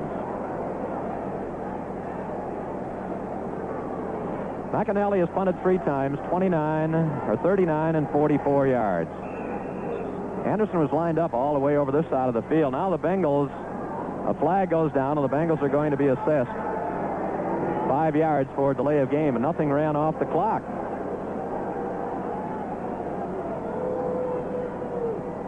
Of course, on the change of units, the clock does not start until the ball is snapped.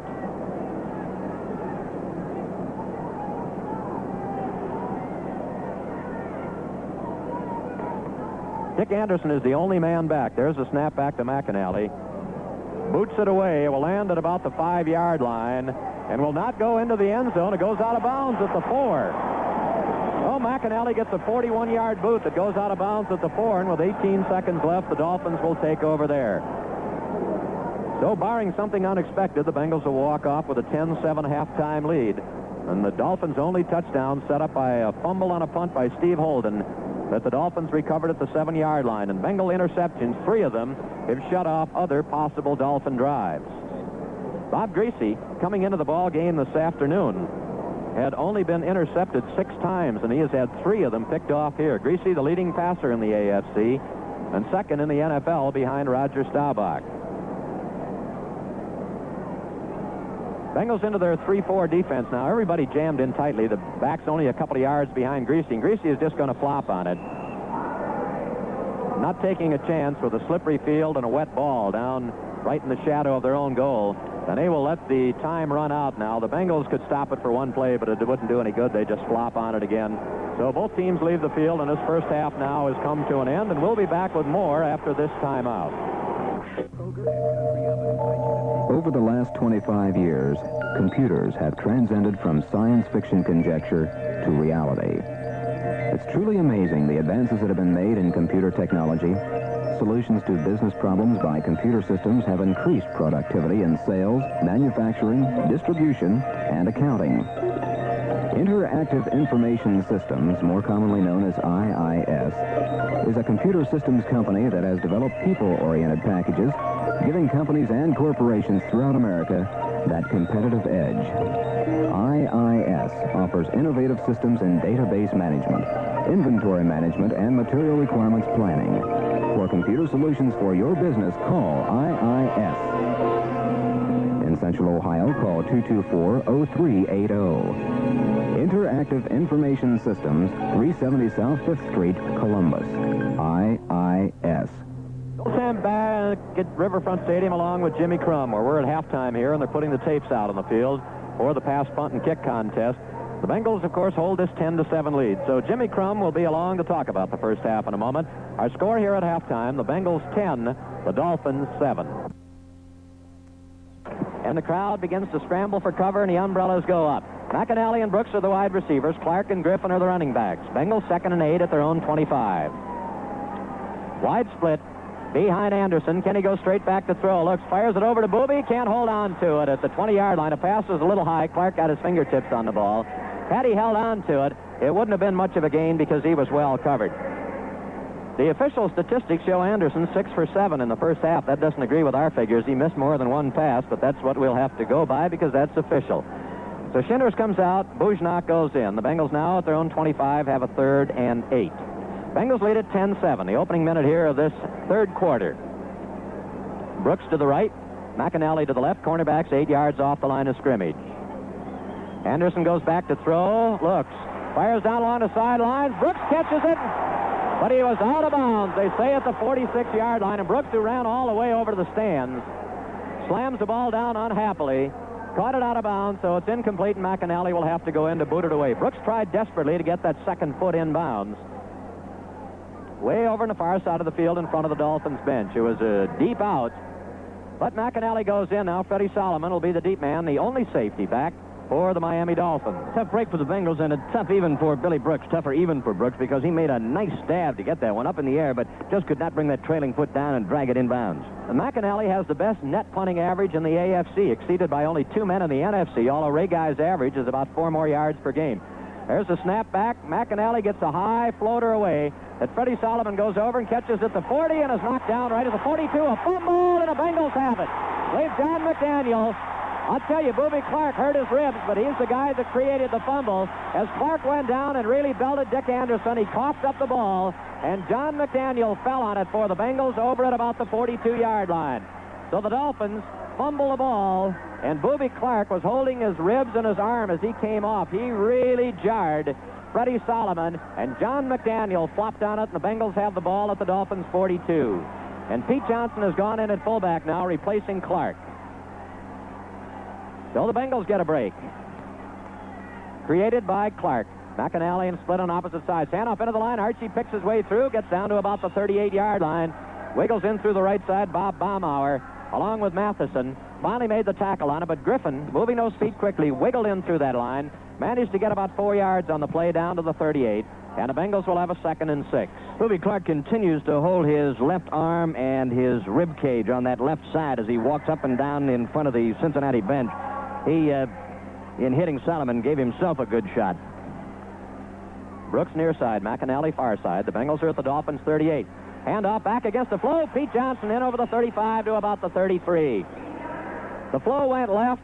Pete Johnson on a misdirection play cut in behind it. Moved the ball down to the 33. Steve Toll, the leading tackler on this Dolphin team, made the stop.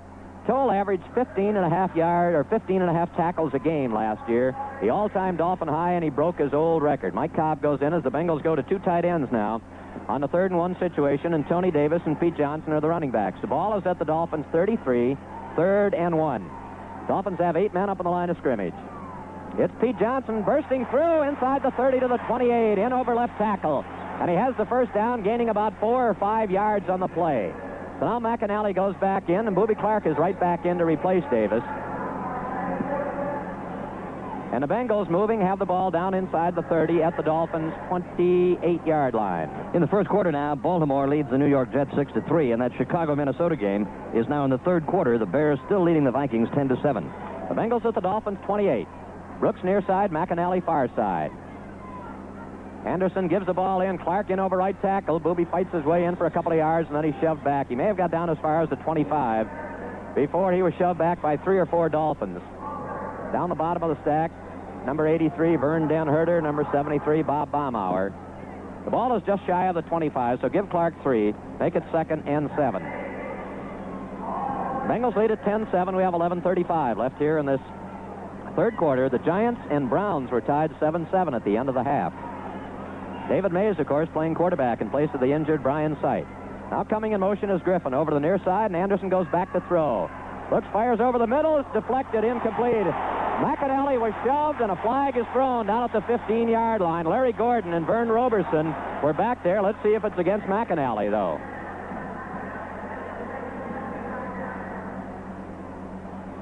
It's a possibility. The ball was tipped, so there is no pass interference. The ball actually wound up after being tipped at the line of scrimmage behind McAnally, and there was no chance of an interception, no chance of a reception. So at the 25-yard line, it becomes 3rd and 7. Now John Shinners checks in with a play. Number 44, Charles Cornelius, comes in as the Dolphins go to 5 defensive backs. Now Trumpy comes out, John McDaniel goes in. The Bengals go to 3 wide receivers. They have 3rd and about 7.5 at the Dolphin 26-yard line. Anderson goes back to throw, looks, fires down into the end zone. McAnally can't quite get it.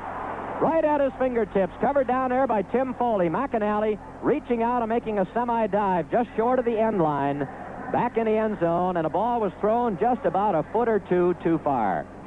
So it'll bring up a 4th down situation, and Chris Barr, who has hit a 44-yard field goal, will attempt one now from about 43 yards. Anderson is 0 for 4 this half. The rain right at the moment is falling very lightly.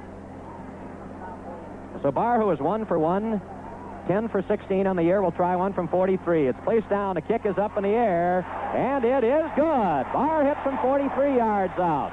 So there's timeout on the field with the score now, Bengals 13, Dolphins 7.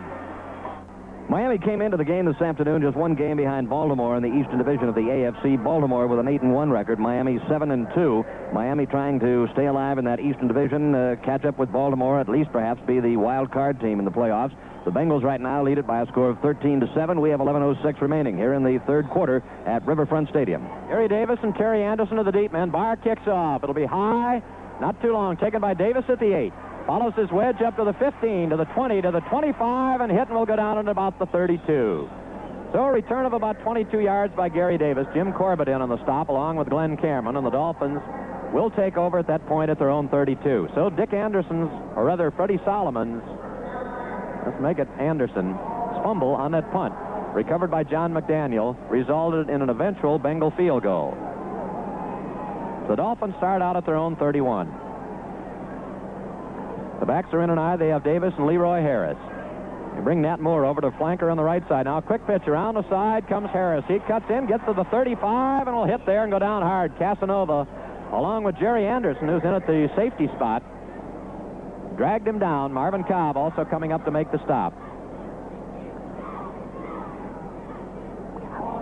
Marvin Cobb is out, and Jerry Anderson has replaced him at free safety. The ball is at the 36-yard line, so Harris made 5, and now it'll be 2nd and 5. The Bengals lead it 13-7. As Barrows just kicked a 43-yard field goal. Nat Moore flanked to the right, in tight. Off to the left is Duriel Harris. Gary Davis, Lloyd Harris. Harris again into the right side, and he spins around and gets to the 39-yard line. Into the Bengals' right side, his own left. A lot of Bengals there to greet him. Reggie Williams in on the stop, along with 2 or 3 other Bengals, Jim LeClaire, and it'll put it down right at the 39-yard line. It'll bring up a 3rd down and 2. Harris in the first half carried 11 times, 63 yards, almost a 6-yard average, 5.7 actually. His longest gain was 12. In the second quarter now, the Denver Broncos lead the Kansas City Chiefs 7-0.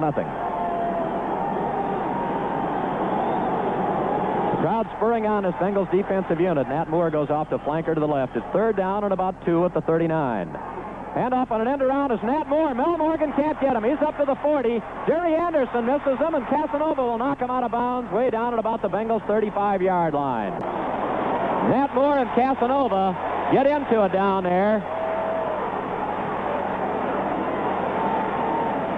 They push and shove each other a little bit. While Casanova was down, Nat Moore got in a pretty good blow, but they pulled him apart. Nat Moore on the end around, and Mel Morgan sucked to the inside, and now Wayne Moore is limping off the field, their left tackle on the far side of the field. So the Dolphins get the ball down all the way down to about the 32-yard line before Nat Moore on that end around is run out of bounds. Jerry Anderson missed the tackle on him, and Casanova, they're going to say he stepped out of bounds back at the 37. So Wayne Moore is going to be replaced at left tackle by Steve Young. The Dolphins have the first down at the Bengal 37. Bengals lead at 13-7, 9:28 left in the third quarter. Right now, again, the rain has stopped. It's just been raining off and on all afternoon. Backs are in and I. Davis the deep man, Harris the short man. Wide receivers on both sides. Greasy gives it off to a short man, breaks through to the 35, down to the 30, and all the way to the 28 before Bo Harris and Reggie Williams can haul him down. They get that great blocking in the middle from Kuchenberg, Langer, and Little, and they just opened up the Bengals' middle that time. And he rammed through for about 9 yards to the 28, and it will bring up a second down and about 1. Leroy Harris has been the real workhorse this afternoon for the Miami Dolphins. 11 carries in the first half alone. Nat Moore goes out to the left. Duriel Harris to the right. 2nd and 1. It's Harris running wide to the right. Now he cuts back against the grain, gets inside the 25 to the 23-yard line. Burley, LeClaire, and 2 or 3 others, Mel Morgan, bring him down, but he made about 5. That's that famous Miami misdirection play where all the flow goes wide right, and Harris cut in behind it and got about 5 yards. That is the play that the Miami Dolphins used so well in the Super Bowl in both their victories, with Zonka, of course, at the helm. Down at the 23-yard line, it's 1st and 10. Nat Moore goes left to the right, Duriel Harris. Backs are offset to Greasy's right. Field slippery, of course, difficult for receivers and defensive men. Back to throw, Greasy fires up the middle. It's knocked down by Reggie Williams. Got a hand on a ball intended for Nat Moore doing a slant down at the 10, but the pass was thrown low, and Reggie Williams got one hand up in the air and knocked it down. I thought a Bengal might have been offside, but he managed to get back. No flag was thrown. So it comes back to the 23-yard line and is 2nd and 10. Bengals lead it 13-7, 8:03 is the time remaining here in the third quarter. Tampa Bay has a 7-0 lead over Detroit, and John McVay, the Giants coach, was saying last week is the most nerve-wracking week he's ever had in football because nobody wants to be the first team to lose to Tampa Bay. Now a wide split behind Greasy. He goes back to throw. A flag is down. A Bengal jumped again, thrown on the flat. Caught by Davis at the 20, at the 15, dragged down at about the 12-yard line. Again, a Bengal came across that line of scrimmage too soon. We'll see if he was drawn. It looks as though it's going to be against Miami. It is. Well, that saved a gain all the way down to the 12, which would have been another first down. We'll have to get the call. It's going to be a 5-yard walk-off. They will take the ball back to the 28-yard line. We'll see who it was.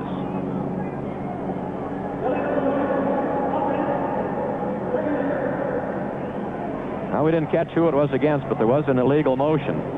That drew the Bengal offside. So now, Norm Bulash has gone in the backfield. He's there with Gary Davis. And they've got another wide receiver, Terry Anderson, in there. So in the backfield, they have Bulash and 3 wide, another wide receiver, Nat Moore. So they're going with the 3. They have a 2nd and 15 at the 29. Creasy back to throw, sets the screen up to the right. Coy Bacon got a hand on it and knocked it down. Coy Bacon destroyed that screen when he got a hand on a ball on the right side. I'll tell you, a guy really got leveled over there was Nat Moore. He was the intended receiver, and Reggie Williams came over and just lowered the boom on him completely. So it comes back to the 28 and will now be 3rd and 15. Of course, when you try to set up the screen, you let the opposing lineman come through and throw over them, but Bacon got a hand on the ball. Now Glenn Cameron checks into the Bengals lineup. And Wilson Whitley will come out, and the Bengals will go with that 3-4. Bill, that Tampa Bay-Detroit game is now in the 3rd quarter. Tampa Bay leading Detroit 7-3. Send Anderson out to the left. Again, they have the 3 wide receivers. Nat Moore lining up in the backfield with Bulash. Bengals have intercepted Greasy 3 times. He's back to throw. Fires down the middle. Is caught. Dropped. It's picked up by the Bengals. Who has it? Jerry Anderson. Was it a fumble or incomplete? They're ruling it an incompleted pass. Nat Moore came out of the backfield and had that ball at the 15-yard line and finally let it get away from him down at the 10. And that was a real break for the Bengals. It looked as though he had it long enough to be called a reception, but they ruled it an incompleted forward pass. So Gero Yepremian will go in for an apparent field goal attempt. Burley is hot about the call. The line of scrimmage is the 28, so it'll be about a 45-yard attempt by Gero Yepremian. And Yepremian has had a bad year. 6 out of 14. He's only 1 out of 7 over 40 yards, and this one will be 43. He's right down near the bottom of the AFC in accuracy. The lines are down. The ball is snapped. It's put down. Yepremian's kick is up. It'll be way short. So the Bengals defense is held. There's a timeout on the field. Score remains Bengals 13, Miami 7. Remember last winter? With its knife-cutting winds that were so difficult to keep out. Plan right now. Call New Sash, the window experts, 267-8396. The winter of 77 won't be forgotten easily, and this coming winter is forecasted as cruelly cold. New Sash, the original replacement window, features the tilt-in window for easy cleaning. Your New Sash windows will perfectly fit because they're custom-made to stop heat and cold in its tracks. Thermopane glass adds double insulation. Your monthly fuel bills will be up to 30% lower with New Sash windows, protecting and beautifying your home. BJ Industries is your New Sash distributor. Outside Columbus, call Collect, 614-267-8396. You're the winner with New Sash. You'll save all winter long. Call Bill Johnson right now, 267-8396. New Sash. Don't miss any of the exciting Bengals action this fall. 7:39 to go in the 3rd quarter. Bengals lead it by a score of 13-7. The Bears lead Minnesota 10-7 in the 3rd quarter. New Orleans leading Atlanta 7-3 in the 2nd quarter. All right, the Bengals take over after the missed field goal at the 28. Elliott has replaced Griffin at halfback for the Bengals. Anderson gives off to Elliott around the right side, running wide, gets to the 30 and about the 32 or 3 and will go out of bounds. The flag is thrown on the play. About a 4 or 5 yard gain by Elliott, but the flag is thrown over on the far side of the field, about 10 yards from inbounds. And Booby Clark is backing up, so it indicates the Bengals will be called for something over there. It is holding against the Bengals. The costly holding call. It'll take it back. Well, they all are. And it'll be 1st and 20 now back at the 18. The hold was called against somebody as Elliott was running to the right. We'll get the official announcement from Pat Haggerty in a moment. Now the sun is trying to break through here at Riverfront. Bengals lead at 13-7. We're midway through this 3rd period. Pat Haggerty coming over. Holding was against Bob Trumpy, and that's the 2nd time this afternoon that Trumpy has been called for holding. The Bengals now at the 18 have a 1st and 20. The defensive alignment for the Dolphins, same as it was in the first half. Robertson is back in there along with Foley, Thomas, Johnson at the cornerbacks. Elliott comes in motion to the left side. Set up a screen. It's Boobie Clark grabbing the ball, and Boobie is going to be hit and buried at fumble. Let's see. The Dolphins may have it. They do. The Dolphins have it at the 16-yard line as Clark lost the ball. The last man up, number Bob Baumauer, was the man who got it, and that is a costly fumble and a recovery by the Dolphins. Let's pause 15 seconds for station identification. This is the Cincinnati Bengals Football Network. You're listening to WLW Cincinnati. This is Chuck Doherty, and I'd like to invite... This is the voice of the Cincinnati Bengals in Central Ohio, WMNI, where you'll hear Don Bowman counting down the biggest country hits on American Country Countdown after today's game on WMNI, Columbus. 16-yard line after the fumble recovery. They have wide men on both sides. Davis and Harris, the running backs. Greasy back to throw. Looking, fires off in a flat, incomplete off to the left side, intended over there for Andre Tillman, the tight end, but the pass was short. So it comes back to the 16-yard line. It becomes 2nd and 10. Greasy has not completed a pass here in the second half after going just 5 for 13 in the first half. He's thrown 4 here in the second half, so he is 5 for 17.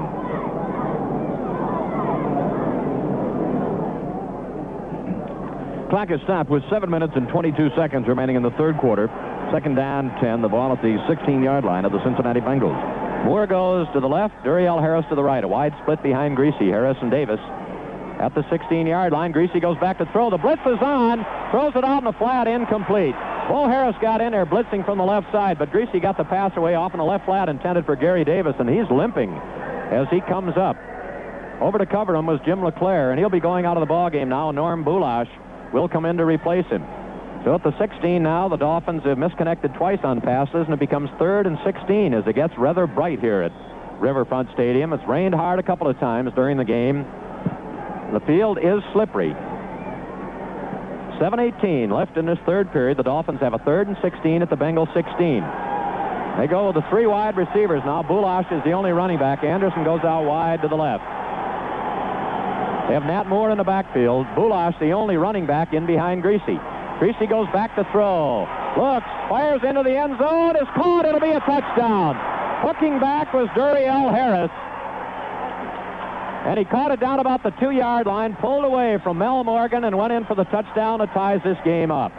So the fumble by Boobie Clark set it up. And 2 Bengal fumbles this afternoon, one by Holden and one by Clark, have set up touchdowns. And for the first time this afternoon, the Dolphins have the opportunity to go ahead. Harris caught that ball, curling back at about the 2-yard line, and then stepped away, and he kind of pointed his finger at Mel Morgan to say, "There, I got you." That'll earn you a bust in the mouth when you show up a man that you've beaten. Yepremia now will attempt the extra point that'll put the Dolphins out in front. Larry Seipel will hold it. The lines are down. There's the snap back. The ball is placed. The kick is up, and it is good. So there's time out on the field, but a flag is down. Wait a minute, let's see. Okay, it's against the Bengals. So there's time out on the field. Score, Dolphins 14, Bengals 13.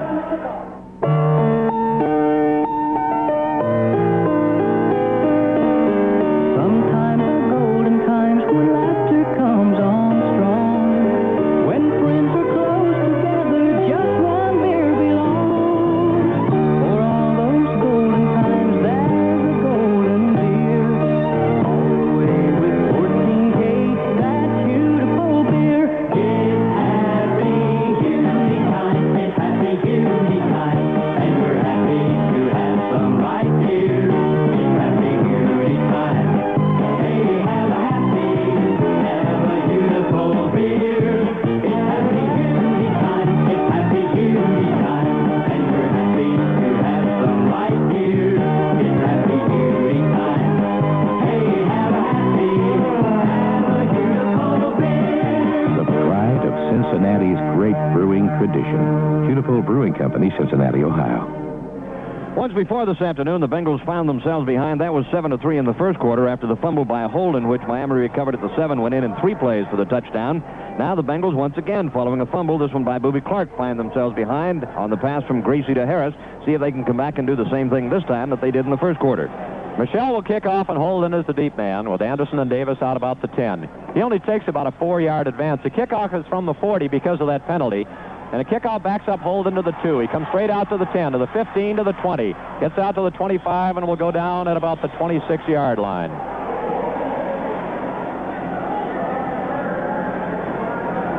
So Steve Holden returns it to the 26, and the Bengals trailing again now with 7:02 left in the third quarter. We'll start out from there. Pete Johnson and Linville Elliott are the running backs now as the Bengals make a change. Booby Clark and Archie Griffin has started, but Clark fumbled last time to set up that touchdown, so Pete Johnson is in there with Elliott. McAnally and Brooks are the wide receivers. Bengals at their own 26. Now Elliott goes in motion over the right, handoff Pete Johnson around the right side, and Pete plows up to about the 29-yard line, dragging Baumauer along with him for a yard or two. So Pete Johnson will pick up about 3 on the play to the 29. It'll be 2nd and 7. Next Sunday afternoon here at Riverfront, the Bengals take on the New York Giants. As we've said, the Bengals in a position where they just cannot afford to lose another game. They need help from other teams now as is. Brooks to the left, Curtis Johnson over to pick him up, Norris Thomas over on the far side with McAnally. Bengals out at the 30 with a 2nd down and about 6. And off in over the left side, Pete Johnson bowls his way, and he stops standing up after gaining a couple of yards on the play, and that's about all. In the grasp of Gordon and Baumauer. Got the ball up to the 32-yard line. Now they're going to move it up to the 33-yard line. That's what the crowd started to boo about. And it's going to bring up a 3rd down and about 2. Now Mike Cobb checks in. Tony Davis goes in as the Bengals have this short yardage play. Elliott comes out, and so does McAnally. Now it's very bright here at the stadium all of a sudden, and there are some more patches of blue sky right above the stadium. But there have been a couple of times this afternoon when we've had real downpours. Bengals are tight on the left side. The Dolphins jammed in shoulder to shoulder. 3rd down and about 2. And off. Pete Johnson tried to wiggle his way up. He stopped just about the 35. Somebody cut his legs out from under him, and I don't think that he made the 1st down. He did not, and the Bengals are going to have to punt. The Dolphins got good penetration. Somebody hit Pete Johnson around the ankles and upended him, and he fell about 2 feet short of the 29-yard line. So Freddie Solomon will be the deep man. He'll drop back with Gary Davis and Dick Anderson. Dolphins lead at 14-13 here. Just over 5 minutes left in this third quarter. They capitalized on Clark's fumble. Greasy hit Duriel Harris with a pass from 16 out. There's a snap back to McAnally. Gets a good high spiral away. Solomon will go back to the 15-yard line. Looking where to go. Gets to the 20 and will go down at the 21. Over to make the tackle was Booby Clark. He knocked his feet out from under him. 51-yard boot by McAnally, and there's time out on the field with a score, Dolphins 14, Bengals 13. Some people wonder, why spend money on replacement windows when they already have good windows in their home? Well, maybe some of these New Sash customer letters will help you understand why. Dear Mr. Johnson, I wondered about spending money on New Sash windows, but my reservations are now gone. My wife thinks they're beautiful and very easy to clean, but the amazing thing is that they keep the thermostat on 65 degrees all winter long, and our furnace only comes on 4 or 5 times a day instead of 10 or 15 times in the past. Thank you. Our New Sash windows are paying for themselves. Well, if fuel savings are important to you this winter, give Bill Johnson a call at 267-8396. New Sash is the only window with a good housekeeping seal of approval, and New Sash replacement windows are custom-made for a perfect fit. Call Bill Johnson at 267-8396 and let him show you how to save up to 30% or more in heating costs. That 24-hour number again, 267-8396. Always ask for the original New Sash. There was a defensive holding penalty called on that punt against the Miami Dolphins, and that gave the Bengals the first down. It's automatic, so they have the ball up at a 40, and they have the first down. Now Griffin is back in the backfield with Pete Johnson. The Bengals at their own 40, trailing by a point, 14-13. Kenny Anderson fakes, quick screen set up to McAnally. Pat gets up to the 45-yard line. Screen to the left. He was hit over there, knocked down by number 77, A.J. Dewey, the right end, drifted out in that right flat. But the pass to McAnally was good for about 4. Set up that quick split-end screen left, and it'll be 2nd and 6. Bujnak and Shinners have been alternating all afternoon, bringing in the plays. Sky's beginning to clear a little bit here at Riverfront, but it's still raining. McAnally right, Brooks left. The Dolphins use that 3-4 and have all afternoon. In over right side, Pete Johnson. Pete pulls his way, still on his feet, all the way down over midfield and in the Dolphin territory at the 46. Before Beaucamper can haul him down, he went into the right side, and Pete Johnson, driving well, turned that into about a 10-yard gainer to the 46, and that is a Bengal first down. About 3 Dolphins had their arms wrapped around him. They slowed him, but they couldn't bring him down. It looked as though he might break everybody's tackle, but went down at the 46. That's the only way you could describe that one, Phil, is like a runaway bull. He was just impossible to stop. Tight on the right side, Brooks split to the left. Now Brooks goes in motion over to the right side. Anderson hands off into the line, getting nothing this time is Johnson. He lost a couple of yards. A.J. Dewey was there, and one of the linebackers moved into that gap and just destroyed that play. That was Steve Toll. And there's a loss. Well, he got it back to the line of scrimmage at the 46. It'll be 2nd and 10. The Dolphins scored from 16 yards out on a greasy to Duriel Harris pass and have taken the lead 14-13. Brooks far side, McAnally near side. Billy Brooks has not caught a pass this afternoon. Back to throw goes Anderson. Looks down the middle. It's caught. But Trumpy at the 31, and he's down right there. Bob Trumpy straight down the middle. Grabbed that pass, finally nailing him, and bringing him down was cornerback Curtis Johnson. Right straight down the middle to Trumpy at the 30. Good for 16. The Dolphins were not blitzing that time. Well, one of the linebackers was coming. They had a 4-man rush. So in a 3-4, you considered a blitz, but he was picked up. But it was 16 yards, Anderson to Trumpy, and the Bengals keep things alive. They started out back at their 26-yard line. That was where the kickoff was returned after the Dolphins scored. Brooks and McAnally on opposite sides. Anderson back to throw. It's a quick out, a dive, and it's incomplete at the 27-yard line. Curtis Johnson covering up over there on McAnally. Tried a quick out left, unsuccessful at the Dolphins 30. Now it becomes 2nd and 10. We have 2:11 left in this third quarter, and the Dolphins lead the Bengals 14-13. Shinners checks in with a play as Bujnak comes out. So the Bengals set up a field goal with a Dick Anderson fumble. The Dolphins, both Dolphins twice, have converted fumbles into touchdowns. Once from the 7, once from the 16. Brooks right, McAnally left. Anderson goes back to throw. The blitz is on. Fires up a screen to Griffin. Gets away from one man. Archie will get to the 30, the 28, 27-yard line. Set up the screen on the left side. Blowing in was Gordon. He missed him. And finally, A.J. Dewey got over there to drag him down. The Bengals trying to take advantage of a strong Dolphin rush by setting up some short screens. That one materialized only to the extent of a couple yards. And now it will be 3rd down and about 7 at the Dolphin 28. And they go to 4 defensive backs, take out a linebacker. Bengals are using up a lot of time. They have held the ball here for more than 5 minutes now, just about 5.5 minutes to be exact. McAnally and Brooks on opposite sides. Dolphins come up the line of scrimmage. Anderson back to throw. Fires on the flat. Trumpy has it. First down. He's out of bounds at the 18. Bob Trumpy drifting out in the right flat. Took that pass and ran out of bounds. Trumpy gets up rather gingerly. Got it to the 18. He caught it at about the 24 or 5 over on the far side. Turned in, knocked out of bounds, they say, at the 19. So the Bengals get 9 on the play and have the first down. So the Bengals trying to come right back after the Dolphins touchdown that gave them the lead. The Dolphins went to their 5 defensive backs. Charlie Cornelius was in there. Now he's going out.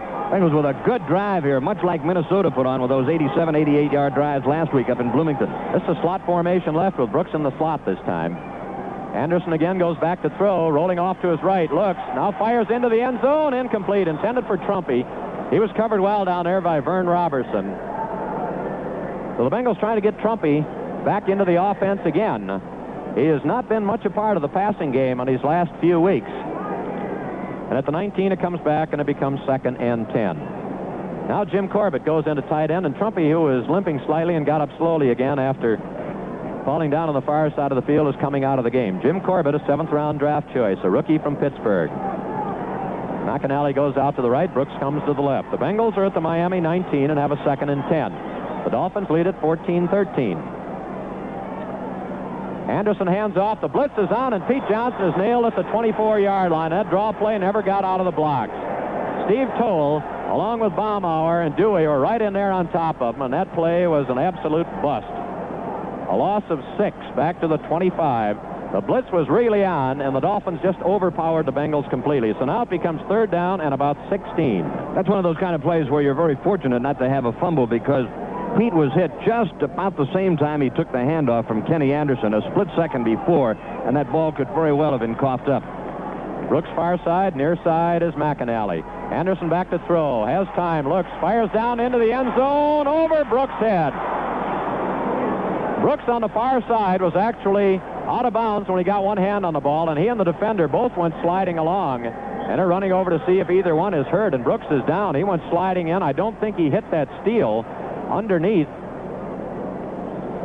the far side, way out of the end zone, and Brooks is now being helped to his feet, and he is okay. So now it becomes 4th down, and Chris Barr will go in for a field goal attempt. Barr is booted from 43 and 44, and this one will be from 42 with 33 seconds left. That pass was just a little bit high. Brooks got one hand on it, but even if he had held the ball, he would have been out of bounds.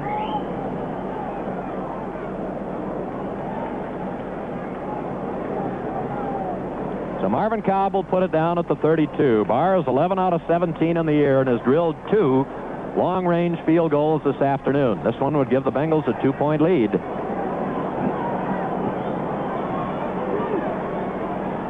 The lines are down. The Dolphins, the ball is snapped.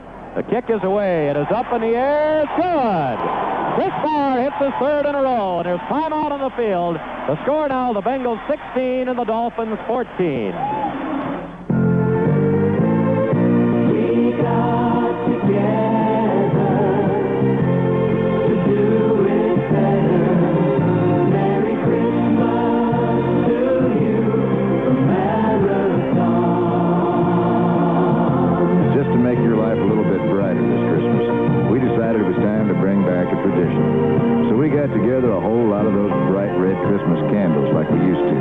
And we have them available again at your nearby Marathon station. They're so pretty they make you feel good just watching them glow. Marathon Christmas candles at a suggested retail price of $2 for a quarter at your participating Marathon station. No purchase necessary. Merry Christmas to you from Marathon.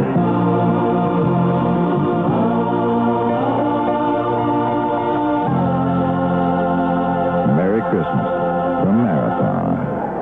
It may be an overcast, gloomy afternoon in Cincinnati, but the fans have had something to brighten it up for them, something by the name of Chris Barr, who on 3 occasions has had field goals of 44, 43, and 42, and the Bengals lead at 16-14. Davis and Anderson are back, and Barr gets a very high kick away.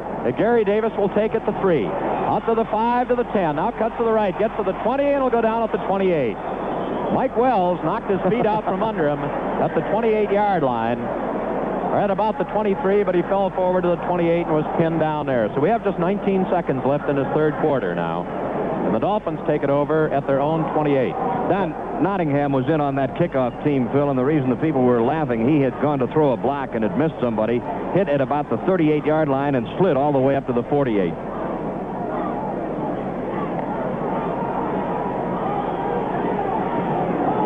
Harris and Davis are in the backfield as the Dolphins start out just outside their 27. Bob Greasy, the quarterback. Greasy fakes, gives it on a reverse around the right side. Harris, he's wrapped up by Coy Bacon and will get nothing. They tried to go with a misdirection play again, the flow to the right, and the pitch back to Harris going left, but Bacon holding his ground, wrapped him right up, and actually there may be a loss of a foot or so in the play. Clock is running, and that will be the last play of this 3rd quarter. We're going to put it down at the 27. It's a loss of a yard, and it becomes 2nd and 11. So as the clock runs down to 1, and there's the gun, and that's the end of the quarter with the score, Bengals 16, Dolphins 14. No, little about the middle of a big boy. When you have a family, you just can't do it alone. Grange Mutual protects you every day. Grange Mutual with you all the way. Your partner in protection. A football partnership perfected the forward pass. Gus Duray, passer, and Newt Rockney, receiver. The sands of Lake Erie were the proving ground. Perhaps you need a partner to protect the precious things you own and those you love. Your Grange agent is a perfect partner who will study your business and your personal needs. The rates will be reasonable and the claim service fast. When your Grange agent says, let's be partners, it's an offer you shouldn't refuse. Grange Mutual with you all the way. Your partner in protection. When you have a family, you just can't do it alone. This is the voice of the Cincinnati Bengals in Central Ohio, WMNI. Follow the football action of the Notre Dame Fighting Irish Saturday afternoons here on your sports leader, WMNI in Columbus. With 15 minutes of playing time remaining, the Bengals lead the Dolphins by a score of 16-14. The Cleveland Browns have taken a third quarter 14-7 lead over the Giants. New England now leading Buffalo 13-7 in the fourth period. The Detroit Lions finally have gone ahead of winless Tampa Bay 9-7. They are in the fourth period. And surprisingly, Philadelphia is leading the St. Louis Cardinals 6-0. They are in the second period. The winners of the pass, punt, kick contest were just announced. Wayne Moore, shaken up earlier, is in at left tackle again for the Dolphins, who have a second and 11 at their own 27 as we open play here in the fourth quarter. Greasy back to throw. Looks, fires upfield, is caught at the 40-yard line. Up to the 45, to the 50. Casanova will shove him out of bounds at about the Bengals' 43-yard line. That was Duriel Harris, number 82. Mel Morgan missed a shot at him down there at about the 45, and Casanova had to come over from a safety spot to knock him out of bounds all the way down at the Bengals' 43. So that is a 30-yard gainer, a big pickup for the Dolphins. And they're back in business. This is the third consecutive week that Lamar Parrish has been out at that cornerback spot with that ankle injury. Now Freddie Solomon is split to the left. Bengal cornerback's about 8 yards off. The backs are in an eye. The handoff goes to the second man. That's Jerry Davis, and he gets maybe a yard, and that's about all as he tried to whip in through the right side. Coy Bacon along with Jim LeClaire there to knock him down. Also down the bottom of the heap, a couple other Bengals in on the play. The gain is 1 yard, call it, and it will become 2nd and 9. We're in the fourth quarter. Bengals lead it 16-14. The difference is Chris Barr's 42-yard field goal. He's had 43 and 44 earlier.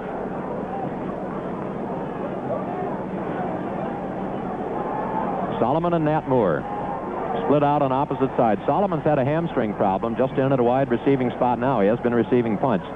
Greasy goes back to throw. Looks, fires up the middle, over the head of the intended receiver, and right into the hands of Jerry Anderson, who slipped and could not hold on to it.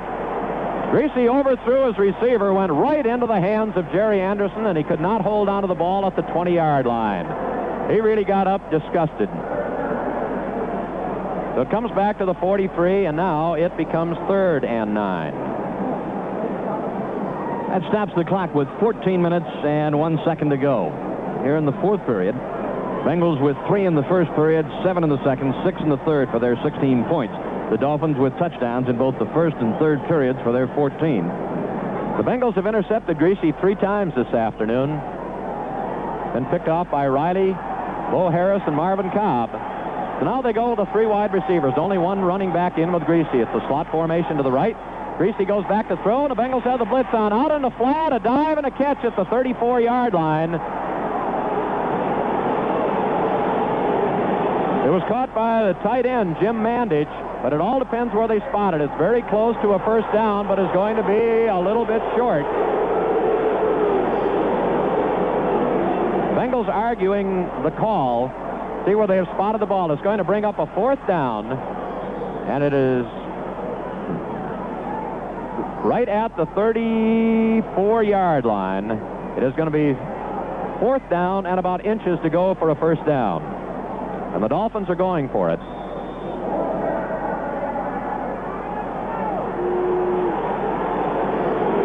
4th and inches, the ball at the Bengal 34. Jim Mandich making only a 2nd catch of the year.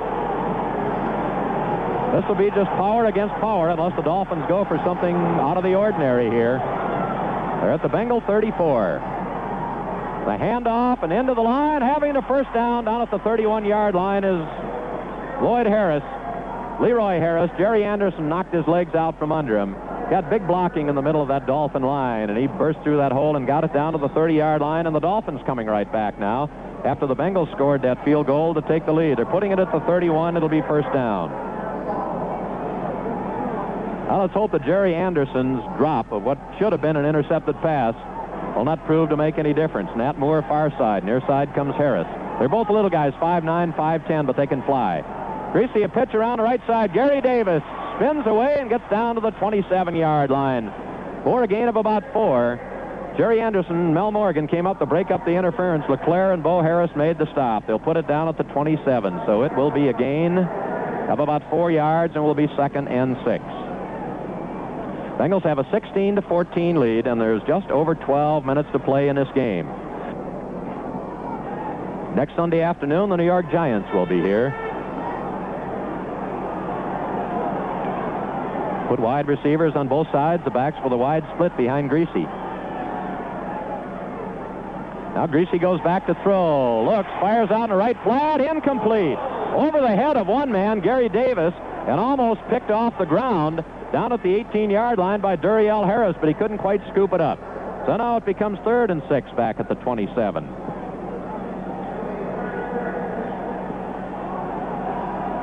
Clock is stopped. Clock is stopped. 11 minutes and 46 seconds of playing time remaining. Both teams with their 3 timeouts left. Bengals leading by 2 points, 16-14. But the Dolphins are threatening. 3rd down and 6. The ball at the Bengals 27. The Dolphins go back to the 3 wide receivers. They'll run one out of the backfield as Harris has gone out. So they have Solomon, Nat Moore, and Duriel Harris. 3rd and 6. A big play. Greasy back to throw. Looks, fires. It's caught down at the 19-yard line. Dragged out immediately, and that's the 1st down. Caught by Jim Mandich again, the tight end. Pulled down by Jerry Anderson, and now the Dolphins are really down. They have a 1st down at the 19-yard line. Excellent pass protection by Current, Moore, Langer, Kuchenberg, Little up front. Philadelphia now has a 9-0 lead over St. Louis in the 2nd quarter. So the Dolphins come out of the huddle. They will send both Nat Moore and Harris out to the right. Leroy Harris is back in the backfield now with Gary Davis. They're in an eye. Greasy gives the ball to the first man into the line. Harris and much there. He's going to be wrapped up at the 18-yard line.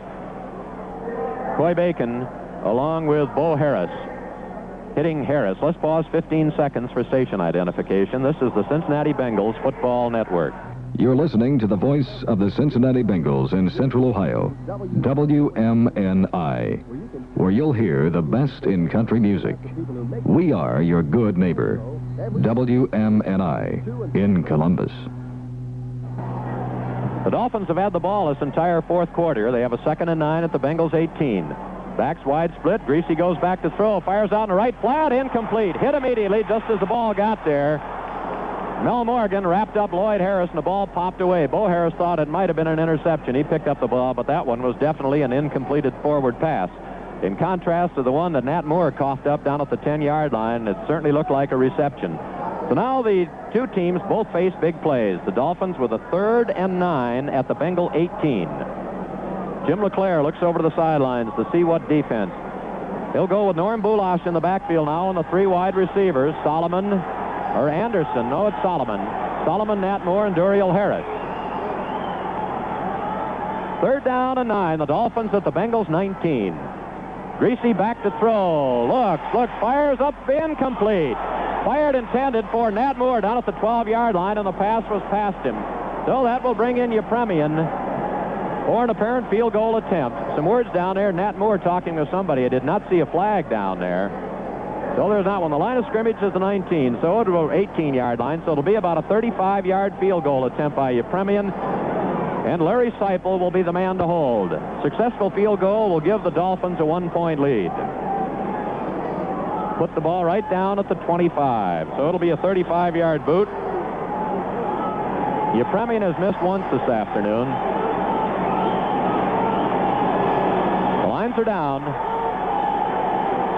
The ball is snapped. It's high. Yepremian's boot is away, and it is good. So Yepremian hits, and now the Dolphins go out in front. There's timeout on the field. Score now, Dolphins 17, Bengals 16. See what's new today in a Chevrolet. It's good news, America. Chevy's new size Malibu. Good news about size, good news about food, good news about styling too. The new size Malibu is just full of good news, America. Good news about a nifty new size on the outside and an amazing amount of room on the inside. There's good news about trunk space. Good news about ride and comfort and value. And the good news comes 3 ways, as a coupe, a sedan, and a wagon. It's a whole lot of good news, America, and it's at your Chevy dealers now. There's good news in the trunk space, in the ride and comfort too. It's good news, America. America, Chevy two-side Malibu. It's good news, America, Chevy two-side Malibu. See what's new today in a Chevrolet. Chevy two-side Malibu. Still plenty of time remaining, 10 minutes and 12 seconds as Garo Yepremian puts Miami back on top 17-16 with a 35-yard field goal.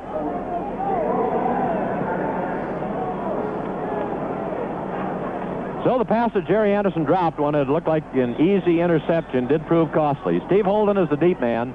Davis and Anderson are shallow. It's a line drive boot that bounces at the 30. Jerry Anderson picks it up at the 12.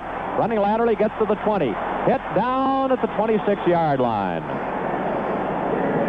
Nailed on the far side of the field by Ed Newman, an offensive guard. So the Bengals, getting their hands on the ball for the first time in this fourth quarter, will be starting out at their own 26. The Dolphins now with a 1-point lead at 17-16. Yepremian has just legged one through from 35 yards out. McDaniels now has replaced Brooks as a wide receiver. Archie Griffin and Pete Johnson are the running backs for the Bengals. Hand off to Griffin, a second man through, and Archie skids through and is hit and upended at the 28-29-yard line. Gained about 3 on the play, in over the right side. Nailed there by Baumauer, the nose tackle in that 3-4 defense. So it's out to the 28-yard line. A gain of 2, and it becomes 2nd and 8. The game has been close all the way, never more than 4 points difference throughout the afternoon. So now the Bengals have a slot formation to the right. Only Pete Johnson back behind Anderson. Anderson goes back to throw, looks, fires way over the head, incomplete to McDaniel on the far side of the field. He was out of bounds before Anderson even looked over there to throw. So he threw it away. So now it becomes a 3rd and 8 at the 28. And that stops the clock, the incompleted pass, with 9 minutes and 21 seconds remaining. Bengals 72 yards away from pay dirt at the 28. They trail by 1 point, 17-16. The Dolphins go with the 5 defensive backs. Toll goes out. Cornelius comes in. Cornerback's about 8 yards back off that line of scrimmage. Anderson back to throw. Looking. Fires up the middle. Nobody was looking. Was intended for McDaniel. Going right by him was Pete Johnson, but Johnson didn't turn around. McDaniel couldn't hold on to it. I don't know who it was intended for. They were both right there together. So now the Bengals will have to boot it away. Freddie Solomon, Dick Anderson, and Gary Davis will all drop back. Solomon will be the middleman. Anderson for the game is 9 out of 21 for 64 yards. 9 minutes, 16 seconds left, and the Dolphins have a 17-16 lead. Crowd quiet here at Riverfront. We need is one of those McAnally boomers here over Solomon's head to carry all the way back inside the 20 someplace. Solomon standing back at about the 32. So Bob Johnson drying his hands off carefully before snapping the ball. There's the snap back to McAnally. He gets a punt away that is not very good. It'll bounce to 35, over the head to the 30, 25, and goes down to the 20 and will roll down dead about the 17-yard line. That ball just slithered and nobody could field it. There's timeout on the field. Score Dolphins 17, Bengals 16. Imagine this. You are standing in front of a house built from only new sash windows and one new sash door. Now, let's go inside and experience New Sash Quiet. The New Sash Quiet came from the perfect custom fit and the exclusive Thurman pane with its half-inch dead air space. Reducing outside noise is only part of the New Sash story. Eliminating the draft, the freezing winter wind, or the boiling summer air. The outside stays out because of the perfect New Sash fit. For you, this means lower fuel bills, up to 30% lower. It makes dollars and cents to replace your worn-out windows and replace them with New Sash, the original replacement window. For more information, call New Sash Collect, 614-267-8396. That's 267-8396. Your New Sash windows also tilt in for easy cleaning and for enjoying the fresh spring and fall air. Dolphins Dolphins back at their own 17-yard line. 9 minutes and 4 seconds remaining in the ball game. The Dolphins lead the Bengals by 1 point, 17 to 16. This is where the Bengals defense has to rise up, hold the Dolphins, force them to punt, let the Bengals get back down at least within field goal shot again. In the fourth quarter now, the Cleveland Browns lead the New York Giants 21 to 7. Crowd in the end zone really prodding on this Bengals defense. The Dolphins take over at the 17. Of a wide man split to the right. Davis and Harris, the running backs. Handoff coming around to the left side as Harris gets around a corner to the 25-yard line and runs out of bounds. Reggie Williams had hold of him, but they gained about 8 yards on the first play as big Leroy Harris comes rolling around to his left and ran out of bounds right at the 25. So that's a gain of 8. And quickly, that will bring up a 2nd and 2. Harris has gained 91 yards now on 18 carries. That's about 5 yards a pop. Dolphins have a 17 to 16 lead, and we have just under 9 minutes to play.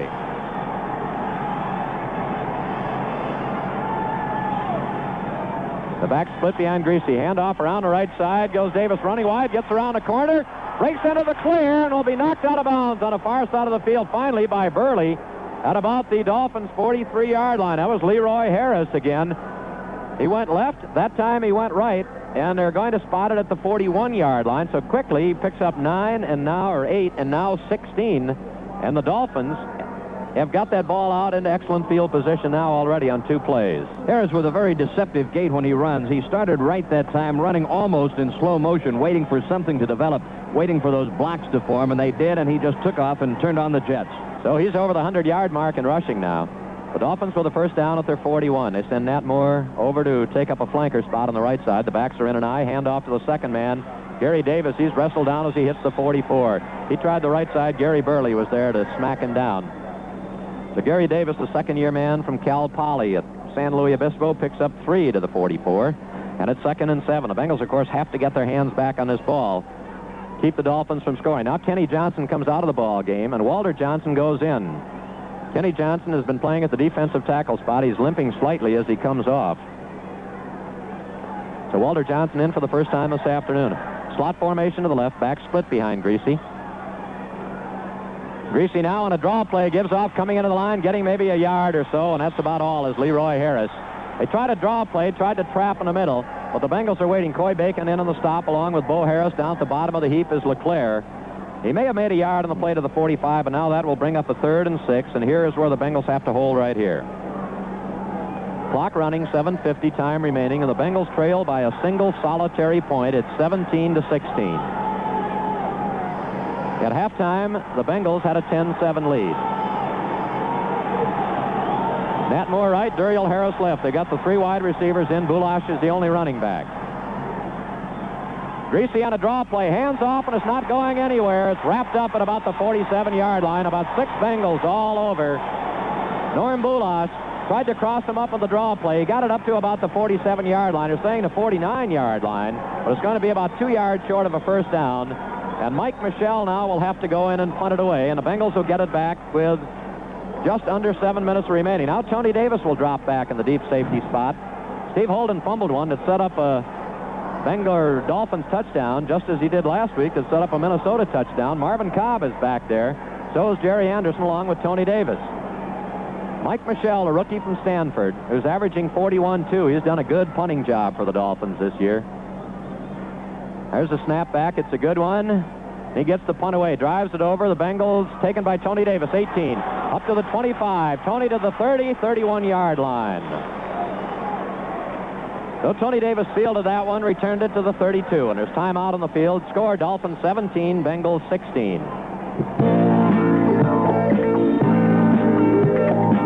Sometimes the golden times will laughter comes on strong. When friends are close together, just won't be alone. For all those golden times, there's a golden sea. All the way with 14K, that's beautiful beer. It's happy beauty time. Beauty time, and we're happy to have some right here. It's happy beauty time.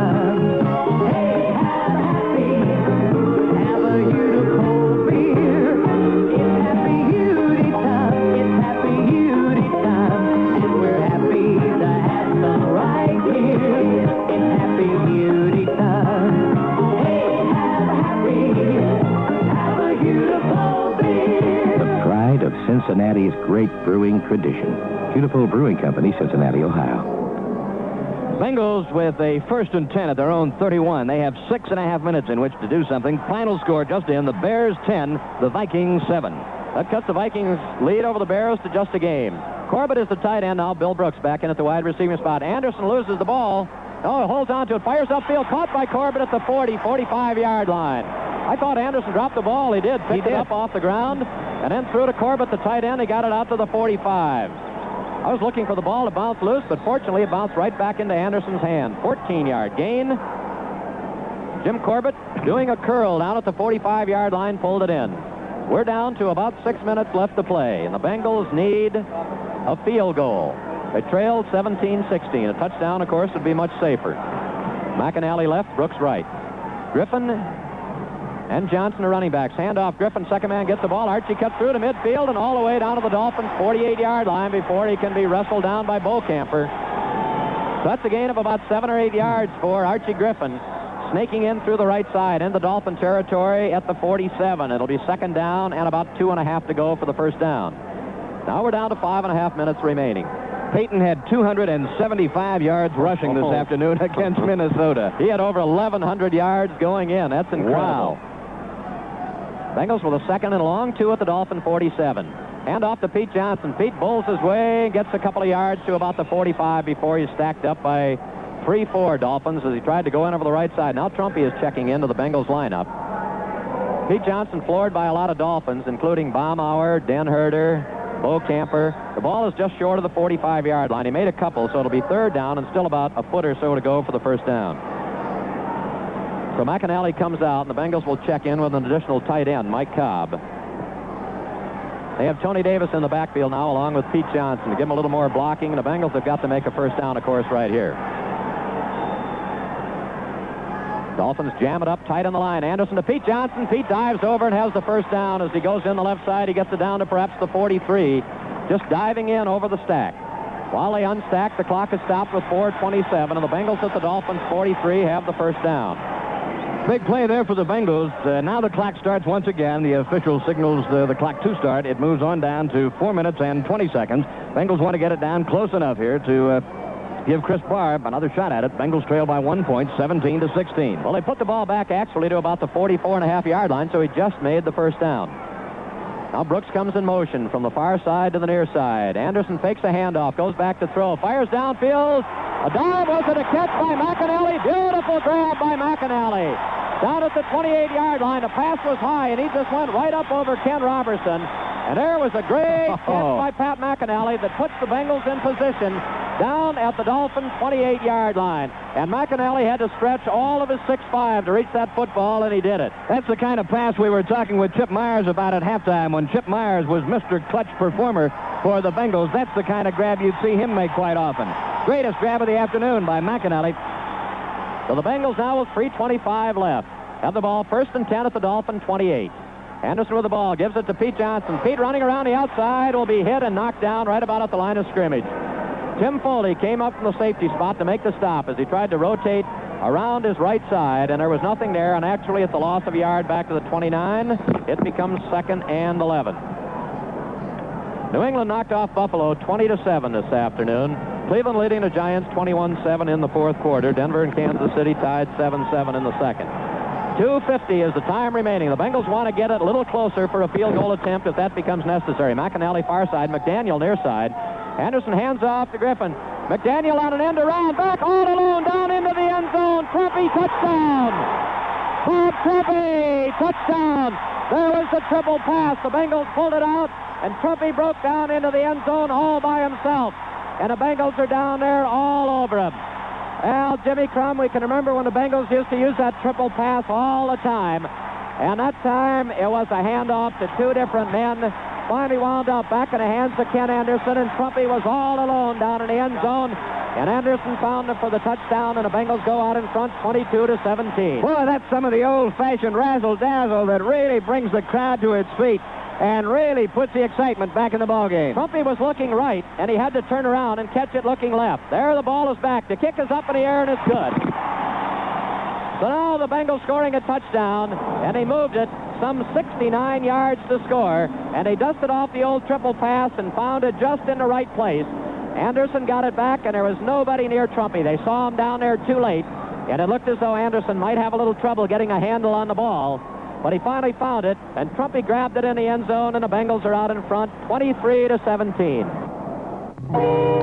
My Grange insurance agent seems to think of everything. Even though I'm a renter rather than a homeowner, I need to protect ever so many things. He suggested that I make an inventory of the contents of my apartment, and I was amazed how much of this world's goods I really own. Jewelry, silverware, skis and tennis gear, stereo, TV, my furniture, including some family antique heirlooms I could never afford to replace. I'm away all day, so it's really assuring to know Grange has me covered around the clock.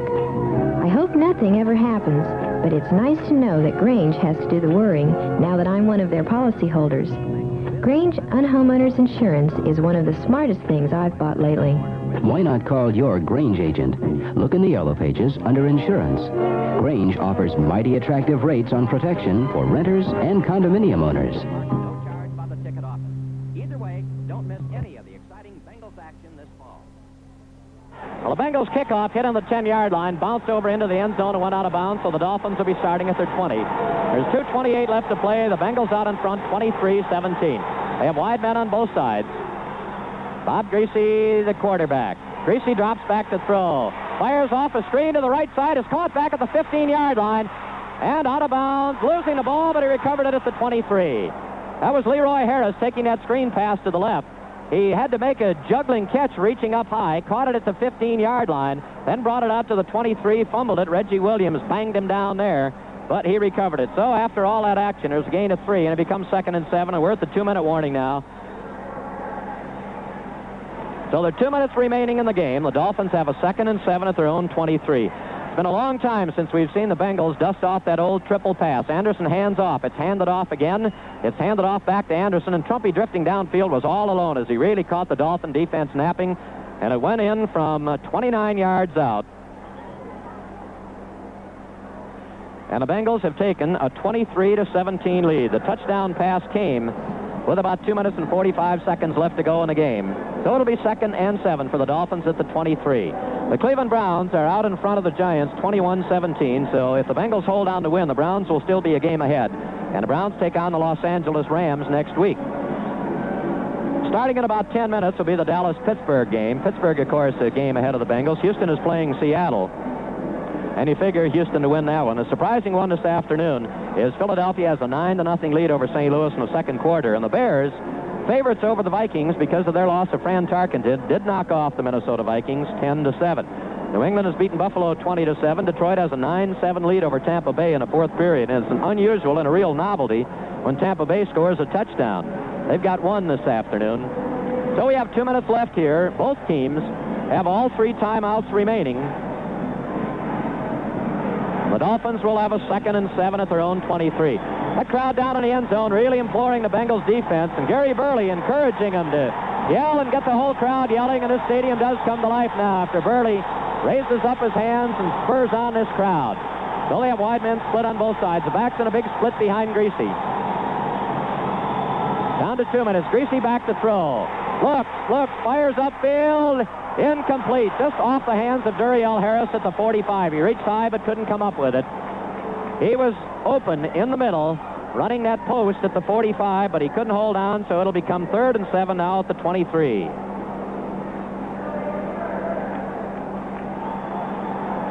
Now Duriel Harris has gone out. It looks as though he may have slightly pulled a muscle. He pulled up rather lamely after catching that ball, and he's been replaced by Fred Solomon. So here it is, the big play, 3rd and 7. The Dolphins have the ball at their own 23. Freddie Solomon goes to the right.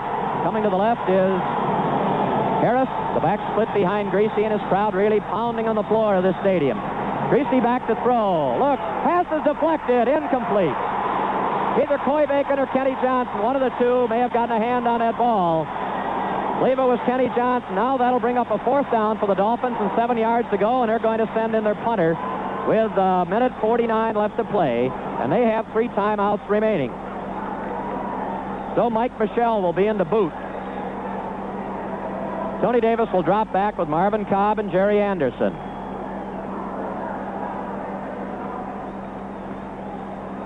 Mike Michelle, the rookie from Stanford. The Bengals lead it 23-17, a minute 49 to go as they pulled that triple pass out of the hat.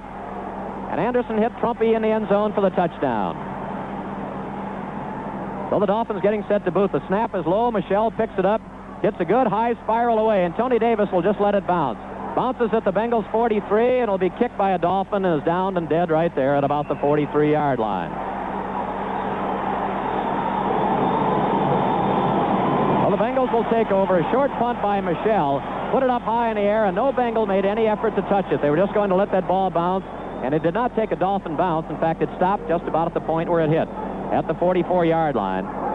Now, the Bengals can force the Dolphins to use all their timeouts here if they want to stop that clock. McAnally comes out. A minute and 37 seconds, the time remaining. The Bengals have to have it to stay alive. Michelle has averaged just 33 yards a kick. That's what he booted right there. Pete Johnson and Griffin are the running backs. Anderson hands off. Pete Johnson blows up the middle, gets into Dolphin territory. At about the 48-yard line, ripping in just over the left side in guard. They call it the 49-yard line, so it is a pickup of 7 yards. And now, timeout is called with a minute 21 left, and the Miami Dolphins have called it. And Beaucamper, or Toll, will go over to talk to Bill Arnsparger on the far side of the field. It'll be second down and about 3 yards to go for the Bengals first down at the Dolphin 49-yard line. Clock is stopped with a minute 21 left.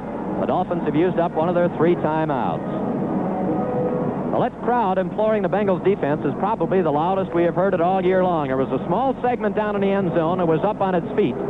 And Gary Burley, for the second time this afternoon, waving his arms up in the air, looking for support from that crowd, and this time the whole stadium gave it to him. Tony Davis goes into the backfield now, replacing Archie Griffin for the Bengals.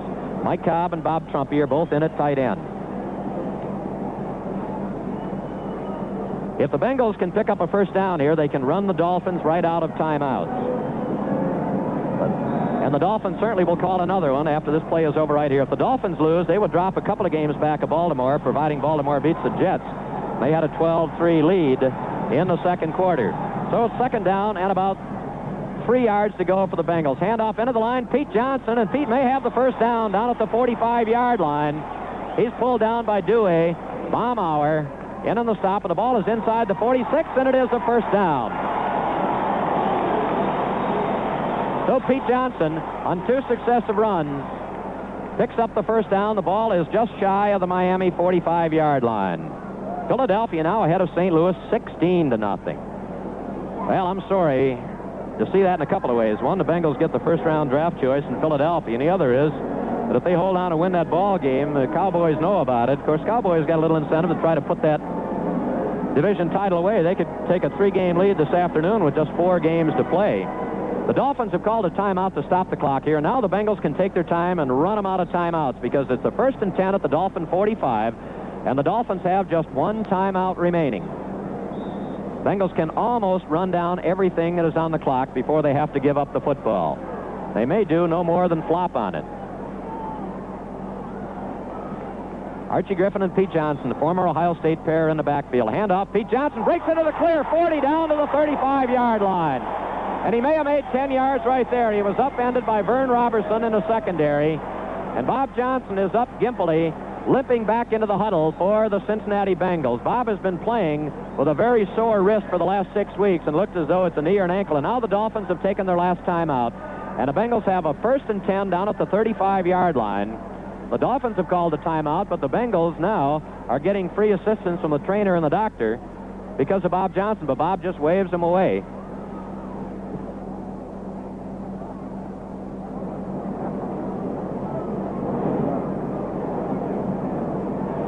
So the Dolphins with a minute and 1 second left on the clock, and the Bengals now can just flop the ball, and undoubtedly that's all Anderson will do. The Dolphins were grouped in tight trying to stop that run, and when Pete Johnson burst through, only a couple of men between him and the goal line. Now Anderson can just flop on it, run it down. The clock does not start, of course, until the ball is snapped, and Anderson just takes it and goes to the ground. And they'll let the clock run now. They'll just have to do it one more time, and there's nothing the Miami Dolphins can do about it. And the Bengals will come out of here with a 23-17 win. And the Dolphins will drop 2 games back of the Baltimore Colts. Counting playoff games and regular season games, the Bengals have not defeated the Dolphins since 1969. In 68 and 69, under the old alignment, the Bengals used to play the Miami Dolphins twice. Now the Bengals will have to flop it just one more time, and that'll be it. We're down to 25 seconds. There's the snap. Anderson goes to the ground, and that will be all. 20 seconds left, and the Bengals can just let the clock run out. They're coming off the field, and the Bengals have stayed alive in this race with a 23-17 verdict over the Miami Dolphins. They're both teams going out on the field. 5 seconds left. The clock's just running off. Bill Johnson heading down toward the Bengals dressing room, waving his hand in the air. And a jubilant salute to victory as the Bengals have knocked off the Dolphins 23-17. The Dolphins have lost 3 now, and one of those losses to San Diego came on the very last play of the game, so the Baltimore Colts could have a 2-game lead if they knock off the Jets.